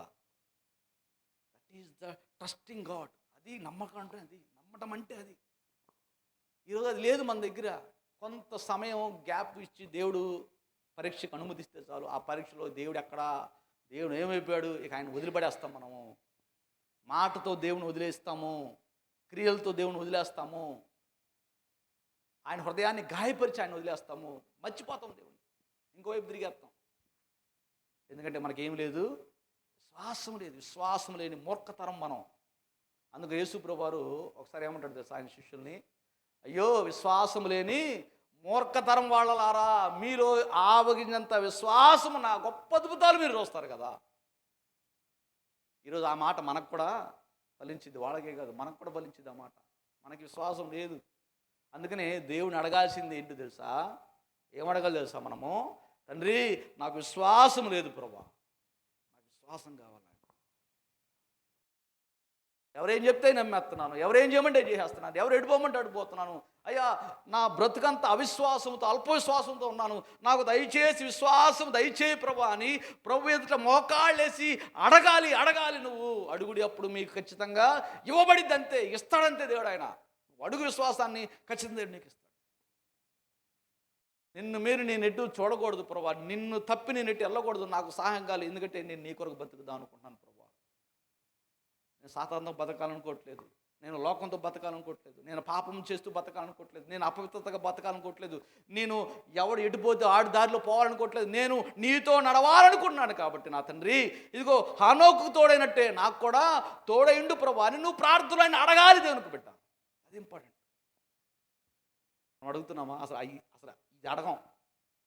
అందుకే అన్న శిలువ మీద ఇద్దరు దొంగల్లో ఒకడు అడగాల్సింది అడిగాడు, ఇంకొకడేమో అవసరం లేనిది అడగకూడదు అని అడిగాడు. అందుకే వాడికి ఏం దొరకలా. ఈరోజు మనం కూడా అంతే, విశ్వాసాన్ని అడగము, పరిశుద్ధతను అడగము, యథార్థంగా అడగము. ప్రభా నీతో నేను నడవాడు నాకు నేర్పించని అడగం. ప్రభా నా చేయి పట్టుకొని అడగం, నన్ను నడిపించు ప్రభా అని అడగం. మనం ఎంతసేపు లోకంలో విషయాలే అడుగుతాం దేవుణ్ణి. నాకు అట్ట చెయ్యి, నాకు ఇట్ట చెయ్యి, నాకు అది చెయ్యి, నాకు ఇది చెయ్యి, నాకు అది లేదు, నాకు ఇది లేదు, అనారోగ్యం, బాధ, బాగా రోగం, ఇవన్నీ ఇవి అడుగుతాం తప్ప దేవుడితో బ్రతకాలని మనం ఎందుకు అడగట్లేదు? దేవుడితో నడవాలని ఎందుకు మనం అట్లా? ప్రభువు మనతో ఉంటే ఇంకా మనకి భయం ఏంటి కదా. దావీదు అంటాడు, ప్రభువు మనకుండా ఎడలా మనతో ఉన్నప్పుడు ఇంకా నాకు భయం ఏంటి అని ఆయన చూసుకుంటాడు. ప్రభు గాడ్ విల్ టేక్ కేర్ మీ కదా. ఎప్పుడైతే నువ్వు నీతో ప్రభువు ఉన్నాడని విశ్వాసంలో నువ్వు వస్తావో, నీతో ఎవరు లేకపోయినా హ్యాపీగా నువ్వు బ్రతకాలి, ధైర్యంగా నువ్వు బ్రతకాలి. కొంతమంది ఇన్సూరెన్స్లు కట్టించుకుంటూ ఉంటారు ఈ రోజుల్లో, తెగ ఫోన్లో నాకేందు అంటే నా దగ్గర డబ్బులు కాబట్టి నేనేం చేయట్లేదు, కట్టలేకపోతున్నా. ఇన్సూరెన్స్ కనీసం కట్టాలి, నెలకి సంవత్సరం ఎంత కట్టాలి, కనీసం ఎంత తక్కువ అన్నా 10,000 కట్టాలా. ఏడంటే ఇంతకుముందు ఫస్ట్ రావటం మొదటి నాకు బాగా గుర్తు. ఎల్ఐసి ఒక ఆయన వచ్చాడు, మీకు గుర్తుందా? మీ అందరి ఇళ్ళకి తిరిగి మీ అందరి చేత ఎల్ఐసీలు కట్టించాడు. కడుతున్నారా? అయిపోయినాయా? మొత్తం పోయినాయి, ఇడిపోయినాయి తిరిగి. నా చేత 2 కట్టించాడు ఆయన. అంటే నాకు వాటి మీద విశ్వాసం లేదు, నాకు నమ్మకం లేదు. ఆయన బలవంతంగా కొన్నిసార్లు మన విశ్వాసులే ఆయన్ని తీసుకొచ్చి నా దగ్గరికి బలవంతంగా ఏం చేశారు, నా చేత కట్టేయటం బట్టి, విశ్వాసం బట్టి ఏం అనలేక వాళ్ళే అయ్యా వద్దన్నా కూడా బలవంతం చేస్తుంటే పోనీ 1-2 కిస్తాలు కట్టాక అంతే, నాకు వద్దు అని వదిలిపడేసేదాన్ని. నాకు తెలుసు అవి మనల్ని ఆదుకోలేవు. మీకు తెలుసా తిరుగుతారా? ఒక నిజం నేను చెప్తున్నా. ఈరోజు దాదాపు 100 ఇన్సూరెన్స్ కంపెనీలు ఉన్నాయి. నేను ఒక ఇన్సూరెన్స్ కంపెనీకి వెళ్ళా వర్క్ చేయడానికంటే నా ఫ్రెండ్ ఉన్నాడు. ఆయన ఒక మాట అన్నాడు, బాబు మ్యాక్స్ లైఫ్ ఇన్సూరెన్స్ ఒక పరీక్ష రాసిరా చాలు, పరీక్ష పాస్ అయితే ఒక నెంబర్ ఇస్తారు, ఆ నెంబర్ నాకు నేను చూసుకుంటాను, నువ్వేం చేయొద్దు అన్నాడు. నా ఫ్రెండ్ చిన్నప్పుడు నాకు తెలిసిన అబ్బాయి కాబట్టి వాడు బతిమలాడుతుంటే దాదాపు 4-5 పంపించాయంట. ఎవరు పరీక్షలో పాస్ అవ్వలేదంట. నువ్వు అంటే సర్లే నీ వెళ్తారని చెప్పి వెళ్ళి పరీక్ష రాశా, కంప్యూటర్లో పరీక్ష రాశా, పాస్ అయ్యా. నాకు నెంబర్ వచ్చింది, మ్యాక్స్ లైఫ్ ఇన్సూరెన్స్ దాంట్లో నెంబర్ వచ్చింది నాకు. ఆ నెంబర్ వస్తే పరీక్ష రాశాను, పాస్ అయ్యాను కాబట్టి ఒక ట్రైనింగ్ ప్రోగ్రామ్ ఒకరోజు పిలిచారు నన్ను. సరే వెళ్ళమంటే వెళ్ళా, మా ఫ్రెండ్ బలంతో పెడుతుంటే వెళ్ళి కూర్చున్నా. అందరూ 100 క్వశ్చన్ అడుగుతున్నారు, నేను ఒకే ఒక క్వశ్చన్ అడిగా.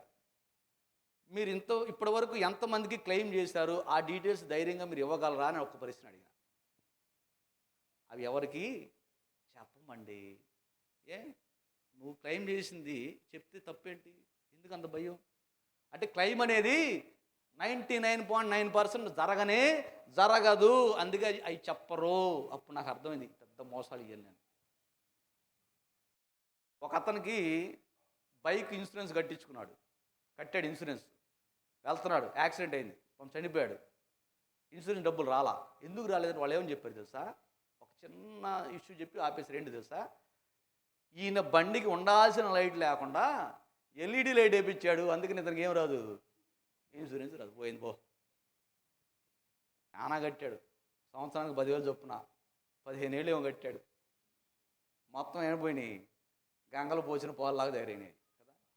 ఎందుకు ఇవ్వలేదంటే ఇన్సూరెన్సు, మామూలుగా బళ్ళకి, పాత బళ్ళకి ఏముండేది తెలుసా? ఒక ఎల్లో కలర్ లైట్ ఉండేది, మామూలు లైట్.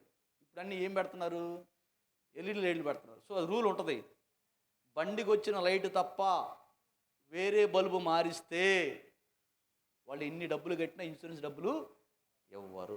ఎంత మోసం చూడండి. వీళ్ళని నమ్ముతాం మనం, పోయి ఇన్సూరెన్స్ వాళ్ళని మనం నమ్ముతాం, కానీ మనం ఎవరిని నమ్మము, యేసుప్రభువుని నమ్మం కదా. నమ్మాలి యేసుప్రభు. లోకాన్ని నమ్మినట్టుగా అది వదిలిపెట్టి ఇక్కడ ఎవరు నమ్మాలి, యేసుప్రభు. నమ్మాలంటే మనకేం కావాలి, ప్రార్థన కావాలి. అది అడగాలి, 24 గంటలు అడగాలి. ప్రభువా నాకు విశ్వాసం దయచే ప్రభువా, నేను ఒక అల్ప విశ్వాసిని, ఎవడేం చెప్తే నమ్ముతున్నాను ప్రభువా, నాకు విశ్వాసం ఈ ప్రభువా నమ్మాలి. అడగాలి దేవుణ్ణి. అడిగినప్పుడు దేవునితో మాట్లాడటం మొదలు పెడతాడు. దేవుడు హల్లెలూయా. అందుకని వినటం వల్ల విశ్వాసం వచ్చింది. రెండోది ఏమడగాలి తెలుసా? ప్రభువా నా చెవులు ఏం పడాలి, దేవుడి మాటలే పడాలి. వ్యర్థమైన మాటలు నా చెవులు దాకా దయచేసి రాని మాకు ప్రభువా నువ్వు ప్రార్థన చేయాలి. ఒకసారి ఇట్లాగే నా ఫ్రెండ్ అన్నాను కదా, మా అమ్మ వాళ్ళది పక్క ఇల్లే. వాళ్ళ ఇంట్లో మా ఇంటికి వచ్చి వాళ్ళ అత్తమ్మ చెప్తా ఉండేది, వాళ్ళ ఆయన ఎటు చేశాడు అంటది, వాళ్ళ మామ ఎటు చేశాడు అంటది. మా అమ్మ దగ్గరికి వచ్చి చెవులు ఊతా ఉంటుంది. ఒకరోజు నేనున్నా, నేను ఈ గదిలో ఉంటే ఈ పక్క గదిలో నేను వచ్చి నాకు తెలియదు, ఓ తెగ ఊతుంటే మాకు అన్ని పక్క గదులు కూడా బాగా వినపడతాయి. ఒకసారి చెప్పా, ఆమె పేరు చెప్పి, అమ్మా ఇట్లాంటి ఎవరికి చెప్పొద్దమ్మా, వద్దమ్మా, ఇలాంటి మంచిది కాదు, తప్పమ్మా. నీ అత్త తప్పు చేస్తే ఎవరికి చెప్పు, ఏసైకి చెప్పుకో. నీ కోడలు తప్పు చేస్తే ఏసైకి చెప్పు. నీ భర్త తప్పు చేస్తే ఏసైకి చెప్పు. పక్కింటి వాళ్ళకి ఎదుటి వాళ్ళకి చెప్పమాకు నువ్వు. మనం వినకూడదు అలాంటి వాళ్ళు చెప్పే ఆ దరిద్రమైన మాటలు. ఇవి కూడా నిందలు మోపే మాటలు మన చెవిలో పడకుండా ఉంటేనే మనకు మంచిది, మనం హాయిగా ఉంటాం. అవి మనల్ని పాడు చేస్తాయి. దుష్టుడు చెప్పే ప్రతి మాట మనం నాశనం చేసేది గుర్తుపెట్టుకో. సాతాను చెప్పే ప్రతి మాట మన బ్రతుకులు నాశనం చేసేది గుర్తుపెట్టుకో. అందుకని హవ్వ పాపం చేయడానికి కారణం ఏంటి? ఎవరి మాట వినింది? సాతాను మాట వినబట్టే కదా మనకి కర్మ, ఈరోజు ఈ దరిద్రం మనకి. అందుకనే దుష్టుడి మాటలు ఎయ్యను వినటానికి లేదు. అందుకనే ప్రభుని ఏమన్నా తెలుసా? ప్రభువా నా చెవులు నీ మాటలతో నింపబడాలి ప్రభువా, నీ మాటలు నేను వినాలి ప్రభువా. ఎందుకంటే నీ మాటలు వింటే నాకేమొస్తుంది? శ్వాసం వస్తుంది నాయన. అందుకే దావీదు భక్తుడు ఏమంటాడు తెలుసా? అయ్యా నీ మాటలు నా పాదములకు దీపములు, నా త్రోవలకు అది వెలుగు. నన్ను వెలిగించే నీ మాటలతో నన్ను బ్రతికించు. పనికి మాల మాటలు నా చెవులకి నువ్వు రాని మాకు. కానీ ఈరోజు అంతా సమాజం ఏమైపోయిందంట, ఏం చెవులు కలిగిందంట? దురద చెవులు. ఎవరు చూసినా అలాంటివే మనకు కావాలి. నవ్వులు, జోకులు, ఎదుటోళ్ళ మీద నిందలు, వాళ్ళు కూతురు ఎట్టయిందంట, వీళ్ళు కొడుకు ఎట్టయ్యాడంట, వాళ్ళ పిల్లడికి ఎట్టయిందంట, వీళ్ళకి ఎట్టయిందంట, అబ్బా అబ్బా ఎదుటోళ్ళ మీద నిందలు వేయటం, దేవుడిని బలి శిక్షించాలంటో బో, ఏ మాటలు మనకి ఎంతసేపు? శ్వాసంతో కూడిన మాటలు మన నోటమ్మట రావు దేవునికి పెట్టాలి. అట్లాంటి మాటలు మన చెవులో పండ కూడా పడవు. ఎవరన్నా చెప్తారంటే చెప్పరు కూడా చెప్పరు. ఎంతసేపటికి చెడు మాటలు చెప్పటమే, ఎంతసేపటికి దుష్టుడి మాటలు చెప్పటమే, ఎంతసేపటికి అపవాది మాటలు చెప్పటమే. అందుకే మనం దేవుడిని అడగాల్సింది ఏంటి తెలుసా? ఆయన నీ మాటలు నేను వినాలి ప్రభా, నీ మాటలే నా చెవిలో పడాలి ప్రభా. నువ్వు ప్రార్థన చేయి. అది ఇప్పటికీ మనం రెండు తెలుసుకున్నాం. మొదటిగా దేవుని ఏం అడగాలి? విశ్వాసం గురించి అడగాలి. నాకు విశ్వాసము లేదు ప్రభా. రెండో దేవుని ఏం అడగాలి? ఆయన నా చెవులకి నీ మాటలు వినపడాలి ప్రభా. మూడోది చిట్టజరం చెప్పి ముగిచేస్తాను. మనము దేవుని ఏమడగడు తెలుసా? తండ్రి, నా సంభాషణ ఉప్పు వేసినట్లుగా ఎల్లప్పుడూ రుచిగలదిగా ఉండాలి. దేవుని స్తోత్రం, హల్లెలూయా. ఎలా ఉండాలి మన మాటలో? నువ్వు నాలుగు తెలిస్తే ఎలా ఉండాలి నీ మాట? మంచి రుచిగా ఉండాలి కదా. నాలుగు తెలిస్తే ఈరోజు ఎట్టుంటుంది? పెంట అందులో నోట్లోని బయటకు వస్తుంది కదా. మా పాస్టర్ గారు ఒకసారి ఇట్లాగే మేము కూర్చున్నాం, అందరం కూర్చుంటే కుర్చీలో కూర్చున్నాం, నలుగురు కూర్చున్నాం ఆయన చుట్టూ. ఒరే, పెంట ఎక్కడ వస్తుందో చెప్పంటారా అన్నాడు. ఏది పాస్టర్ గారు, పెంట ఏది కొత్తగా కడుతున్నా, కింద నుండి వస్తుంది, ఇంకెక్కడ వస్తున్నాడు అన్నాడు. కింద నుండి కదా పిచ్చోడు, ఆ పెంట ఎక్కడ ఉండదు తెలుసా? పైనుండి వచ్చిందిరా, అదే అసలైన పెంట. కింద పెంటతో ఏ ప్రమాదం లేదు. ఇది నేను అనటం కదా, యేసయ్య చెప్పాడు. యేసయ్య కాకపోతే కొంచెం గౌరవంగా మర్యాద చెప్పాడు. ఏం చెప్పాడు తెలుసా? మనిషి లోపల నుండి బయటకు వచ్చేది మనుషుల్ని అపవిత్రం చేయదు. అది బహుభూములు ఎడవబడి అది ఇంకా అక్కడితో అయిపోయింది. కానీ మనిషి లోపల నుండి వస్తుంది, అది మనుషులు ఏం చేస్తుంది? పాడు చేస్తుంది కదా. బయట నుండి మనం తింటాం కదా, అది మన మనుషులకు ఏం చేయదంట. అది తింటాం, బయట నుండి వచ్చేది తింటాము, అది అరిగిద్ది, మళ్ళీ ఏమైపోద్ది? పెంటలా మారిద్ది, భూమిలోకి వెళ్ళిపోయింది, ఇంకంతే. అది మనకి ఏ హాని? కానీ హాని చేసేది ఏంటి? లోపల ఉండే. అందుకే యేసు ప్రేమ తెలుసా? నీ హృదయంలో నిండి దాన్ని బట్టి నీ నోరు మాటలాడును. నీ హృదయంలో చెత్త నిండితే, నీ హృదయంలో పెంట నిండితే నీ నోరు కూడా ఎలా ఉంటుంది? పెంటగానే ఉంటుంది. ఏం చేస్తాము? ఇలాంటి పెంటోళ్ళ కోసం ఎవరు వచ్చారు? యేసుప్రభు వచ్చాడు కదా. అలాంటి పెంటలాంటి వాడి కొరకు, మళ్ళాంటి పెంటలాంటి వాళ్ళ కొరకు యేసుప్రభు వారు ఈ లోకానికి వచ్చి పెంట బ్రతుకులైన మనల్ని మార్చి మనల్ని పరిశుద్ధపరచడానికి యేసుప్రభు వచ్చారు. అందుకే దావీదు భక్తుడు అంటాడు ఏంటంటే, ఆయన ఇదిగో పెంట కుప్ప మీద నుండి నువ్వు పేదలను పైకెత్తువాడు. మన నాలుక తెరిస్తే ఎలా ఉండాలంట? మన నాలుక, మన సంభాషణ, మన మాట ఎలా ఉండాలంట? ఆ మాట ఒకసారి చదువుకుని ముగిచ్చేసుకుందామా? దయచేసి చూడండి.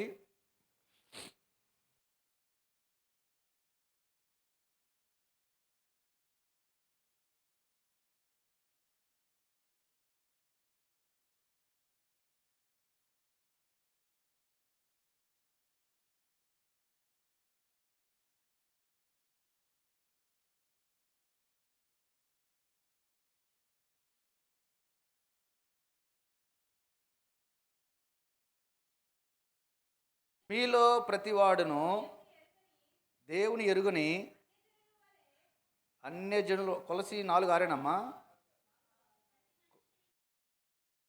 ప్రతి మనిషిని, అది కరెక్ట్ అమ్మ, చదవమ్మ. ప్రతి మనుషునికి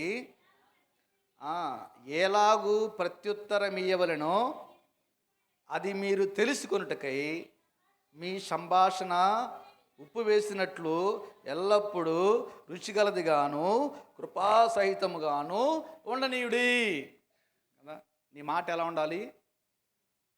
రుచిగా ఉండాలి. నీ దగ్గరికి వచ్చి 2 మాటలు వింటే మళ్ళీ ఇందామనిపించాలి. అందుకని అమ్మో ఆమె నోరు పెట్టకూడరాడి అనుకునే వాళ్ళు ఎంతమంది ఉన్నారు మన గురించి? ఎప్పుడు అన్నారు నీ గురించి? ఆమె నోట్లో నోరు పెట్టకూడదురా బాబు అనేవాళ్ళు ఉన్నారు ఎప్పుడైనా? మన నోరు అలా ఉండకూడదు. మన నోరు ఎలా ఉండాలంట? ఉప్పు వేసినట్లు రుచిగా. కాబట్టి దేవుని ఏమడగడు తెలుసా? నాయనా, నా నోరు ఏం మాట్లాడాలి? కృపావాక్యాలే మాట్లాడాలి, మంచి మాటలు మాట్లాడాలి. నా నోరు పాపాత్మ అని, నా నోరు, నా పెదాలు పాడైపోయినాయి. అందుకే దేవుడు యెషయాకు ఒక దర్శనం ఇస్తాడు. చివరిగా చెప్పి ముగిచేస్తాను. యెషయా దేవుని యొక్క మహిమను చూసిన తర్వాత, నా కోసం ఎవరు వెళ్తారంటే నేను వెళ్తానంటే, అప్పుడు ఆ దర్శనం చూసిన అతను ఏమంటారు తెలుసా? అయ్యో నేను ఎలాంటి వాడిని? యెషయా గ్రంథం ఆరోగ్యాన్ని ఉంటుంది. అయ్యో నేను ఎలాంటి వాడిని? రొమ్ము కొట్టుకుంటాడు అతను. నేను అపవిత్రమైన పెదాలు కలిగిన వాడిని, నేనేళ్ళు ఎలా నీ పని చేస్తాను? నా నాలుక అపవిత్రమైపోయింది, నా నాలుక, నా పెదాలు పాపంతో నిండిపోయినాయే, నేనెలా నీ మాటలు చెప్పగలను? నేనెలా నీ కొరకు బ్రతకగలను? నా నోరు నీ గురించి ఏం మాట్లాడింది? నా నోరు అంత అపవిత్రమైంది కదా అని అతను విలవెల్లాడిపోతున్నప్పుడంట అతని పెదాలను ఎవరు ముట్టారంట? దేవుడు తన అగ్ని చేత అతని పెదాలు ముట్టికి ఇప్పుడు పో నువ్వు. దేవుని స్తోత్రం, హల్లెలూయా. అది కావాలి. మన నోటమ్మట దీవెనకర మాటలు, ఆశీర్వాదకర మాటలు, దేవునికి వాక్యపు మాటలు, మంచి మాటలు, ఇతరులను ప్రేమించే మాటలు, ఇతరులను ఆదరించే మాటలు మన నోటమ్మట రావాలి. కానీ మన నోటమ్మట బూతులు, తిట్లు, తగాదలు, గొడవలు ఏ వస్తాయి మన నోటమ్మట? ఎప్పుడైనా అడిగావు మనం, నాయనా నా నోటమ్మట మంచి మాటలు రాని ప్రభు అని నువ్వు ఎప్పుడైనా అడిగావా ప్రభుని? నువ్వు అడగవు. కాబట్టి దేవుని బిడ్డలారా, అడుగుడి మీకు ఏం అడగాలి మనము దేవుణ్ణి? ఒకటి, ఆయన నాకు విశ్వాసం లేచి రోజు అడుగు, 10 సార్లు అడుగు, అవసరమైతే 7 సార్లు మోకాళ్ళు వేసి అడుగు.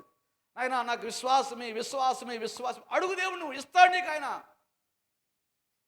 అయ్యా నేను మంచి మాటలు వినాలి ప్రభా, ఈ దరిద్ర మాటలు నేను వినకూడదు ప్రభా, ఈ యొక్క దురద చెవులు కలిగిన మాటలు నాకు వద్దు ప్రభా, ఈ అపవిత్రమైన కల్మషమైన మాటలు నా హృదయంలో రానీకు ప్రభా అని నాకు మంచి మాటలు వినపడాలి, నీ మాటలు నాకు వినపడాలి ప్రభా అని దేవుడు ఏం చేయాలి? నువ్వు ఎప్పుడు అడగాలి. లేదనుకోండి సాతాను వచ్చి చెవులు ఊదుతూ ఉంటాడు, జాగ్రత్త. సాతాను పని అదే. అంటే నువ్వు ఎంత దూరంగా ఉందా అనుకున్నా నిన్ను ఎత్తుక్కుంటూ వస్తాడు. అంటే వాడు రాడు, ఒక మనిషిని మొప్పుతాడు. మనిషిని పంపించి నీ చెవులు మెల్లగా ఊదిస్తాడు, అంతే. ఇంకా చాలు, అది చాలు. నీ విశ్వాసం అంతా పటాపంచలేపిది ఒక్క మాట చాలు. అందుకని ప్రభువా నీ మాటలనే వినాలి, విశ్వాసం కలిగించే మాటలనే వినాలి. మూడోది ఏమి వినాలి? దేని గురించి అడగాలి దేవుణ్ణి? ప్రభువా నా నోటమ్మట రుచికరమైన మాటలు రావాలి, మంచి మాటలు రావాలి ప్రభా. నిన్ను అవమానించే మాటలు నా నోటమ్మట రాకూడదు, నిన్ను ద్వేషించే మాటలు నా నోటమ్మట రాకూడదు. కాబట్టి ఈ 3 పనులు మీరు చేయండి అనుకుంటున్నాను. నేను చెప్తున్నా, అడగండి, 10 సార్లు అడగండి. రోజు మోకాళ్ళేసి 10 సార్లు దేవుని అడగండి అవసరమైతే. ఆయన నాకు విశ్వాసం కావాలి, మంచి మాటలు వినాలి, మంచి మాటలు నేను మాట్లాడాలి ప్రభు. అది ఆ మార్పు నీళ్ళు వచ్చేదాకా దేవుని అడుగుతాను, ఖచ్చితంగా దేవుడు నీకు ఇస్తాడు. దేవుని బిడ్డ, అంతేగాని దురుద్దేశంతో దేవుని ఏమి అడగమాకు. ఎందుకంటే నువ్వు అడగకపోయినా దేవుడు ఇచ్చేవాడు. ఆయన మంచి తండ్రి, ఆయన నీకంటే మంచి తల్లి, ఆయన నీకంటే మంచి తండ్రి ఆయన. అందుకని యేసుప్రభువు ఏమంటారు తెలుసా? బైబిల్లో పాత నిబంధనలో ఏమంటుంది తెలుసా? ఇదిగో తల్లి మరిచినా నేను మరువను, తండ్రి విడిచినా నేను నిన్ను విడిచిపెట్టను. కాబట్టి అంతగా చూసిన దేవుడు నీకుంటే ఇంక ఎందుకు ఈ దురుద్దేశపు కోరికలు, ప్రార్థన మనకు ఎందుకు? ఆయన దగ్గర అడగాల్సింది అడుగుదాం. సిలువపై ఉన్నటువంటి దొంగ ఏది అడగాలో అది అడిగాడు, అది పొందుకున్నాడు. అడగకూడదని అడిగినవాడు వాటిని కోల్పోయాడు. అలాగే మనము కూడా దినపులరా అడగాల్సిన మనం అడుగుదాం, విశ్వాసం దయచేయమని అడుగుదాము. మంచి మాటలు నాకు నీ వాక్యం వినిపించి ప్రభని అడుగుదాము. నా నోటమ్మట రుచికరమైన మాటలు ఇవ్వు ప్రభని అడుగుదాం. ఖచ్చితంగా దేవుని దయచేస్తాడు. అట్టి కృపను దేవుడు మనందరికీ అనుగ్రహించును గాక. ఆమేన్.